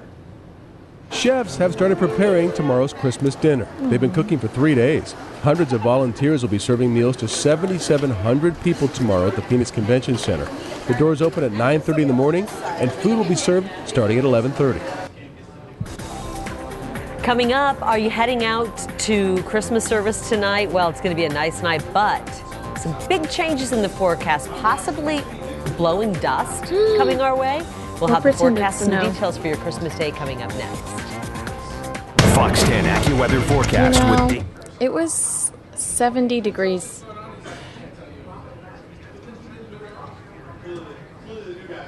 Okay, thanks, Sean. It was 70 degrees today. It did not feel like Christmas. It's felt like Christmas over the last few days, but it did not feel like Christmas today. And hey, let's take a look at our Santa tracker. Where is he now? Ecuador. Why can't he just come to Phoenix? I'm so anxious. I want to bring you Santa here in Phoenix. It's my goal.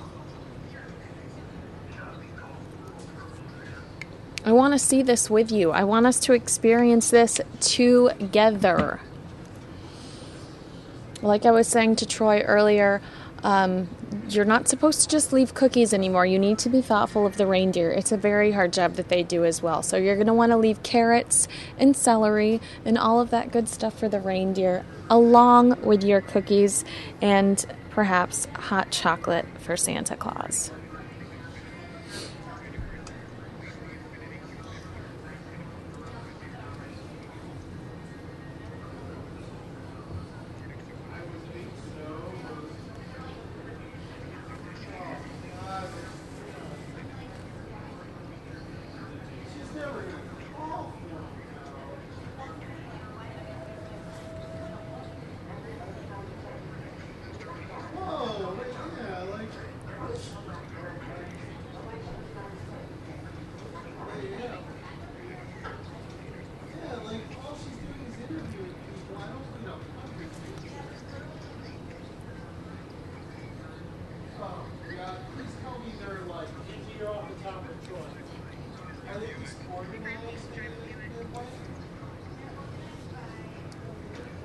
And we're about to be on with Troy again, so it's going to look like a one-way conversation. I apologize.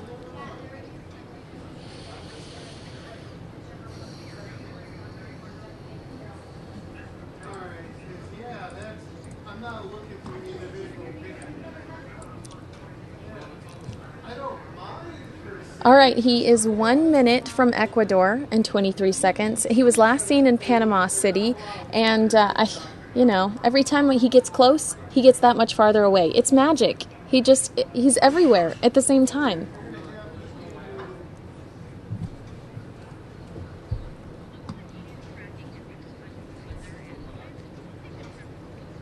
Oh, let's listen to Carrie. Different ball game when you're trying to track Santa. Oh, he moves. He really moves. And you can't get in his mind and figure out where he's going next. But I want to give you our forecast. So as Santa makes his way to Arizona, it's going to be pretty decent tonight. Actually, we were a little above normal today. I think you mentioned it, Troy. You were out golfing or hiking today? Yeah. Gorgeous. I went out and hit some golf balls, and I worked up a sweat. I'm like, this is the warmest it's been in a while. Felt 2 like. degrees above normal today. So, but we're going to be seeing below normal temperatures coming up here. We're at 56 right now. A little bit of cloud coverage helping to keep our temperatures very comfortable. 67 was our high, 65 the normal, and 79 was the record. We were right on par where we should be for our overnight low, which was 53.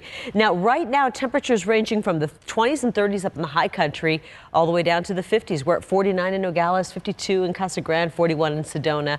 And we had a little bit of rain and precipitation so far today. We do have a chance for more of it moving across the forecast. And I want to show you our future cast. I haven't stopped right now at 3:40 in the morning, and you can see overnight we're going to watch some clouds skirting in and some precipitation in the form of snow up in the high country. Flagstaff, north of Sedona, into the Grand Canyon, a little bit of cold rain falling up around the Mogollon Rim.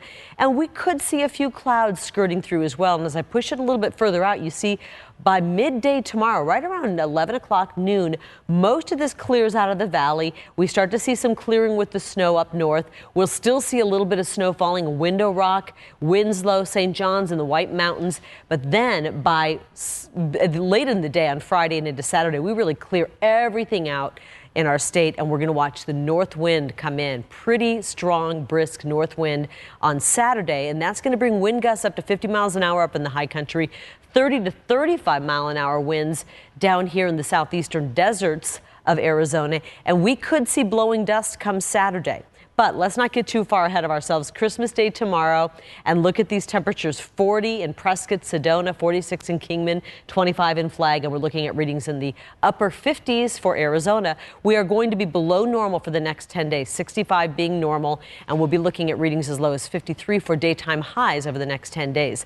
Not the case in the east. Southeast and the east tomorrow still warm, 60 in Boston, 62 for the high tomorrow in New York City, 70 in D.C., and those 50s and 60s stretch all the way across the Ohio River Valley. 55 tomorrow in St. Louis. This is unheard of for this time of year. Wichita at 53. And because of that, there is a risk for a little bit of rain shower activity. Join me on social media. Carrie Lake Fox 10, my Facebook page. I shared our Christmas picture today. I look like a wet rat there, but nonetheless, that is our Christmas picture, and I try to keep it fun, and we talk about some serious issues occasionally as well. So let's put it together for you and take a look at what's going on here. And for tonight, if you're heading out, if you're still going to try to get in your service for tonight, look for readings to be in the low 50s tonight, a few clouds lingering. We'll see some more clouds gathering tomorrow and then clearing out later in the day tomorrow. So here's that 10-day forecast. I didn't put it in here, but it will be windy and breezy on Saturday. Maybe a good day to fly a kite. Who knows? 53 degrees. Saturday will be our coldest temperature over the next 10 days. And of course, your Christmas Day tomorrow, 57 and lots of sunshine. And we warm it up by next weekend into the 60s. You can get weather 24/7 on fox10phoenix.com. Thank you, Care. World News now. Pompeii.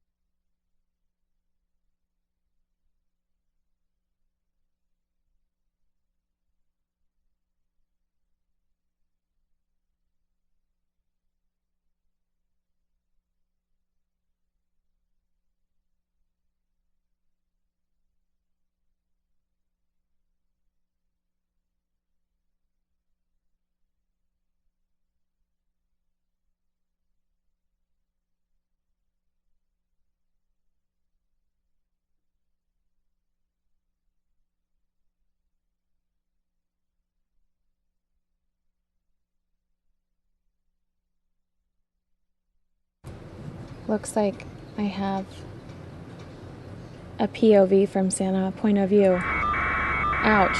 Just kidding, that's a helicopter. Just kidding, that was a helicopter. Guatemala bound in 52 seconds. Just seen in Ecuador not too long ago.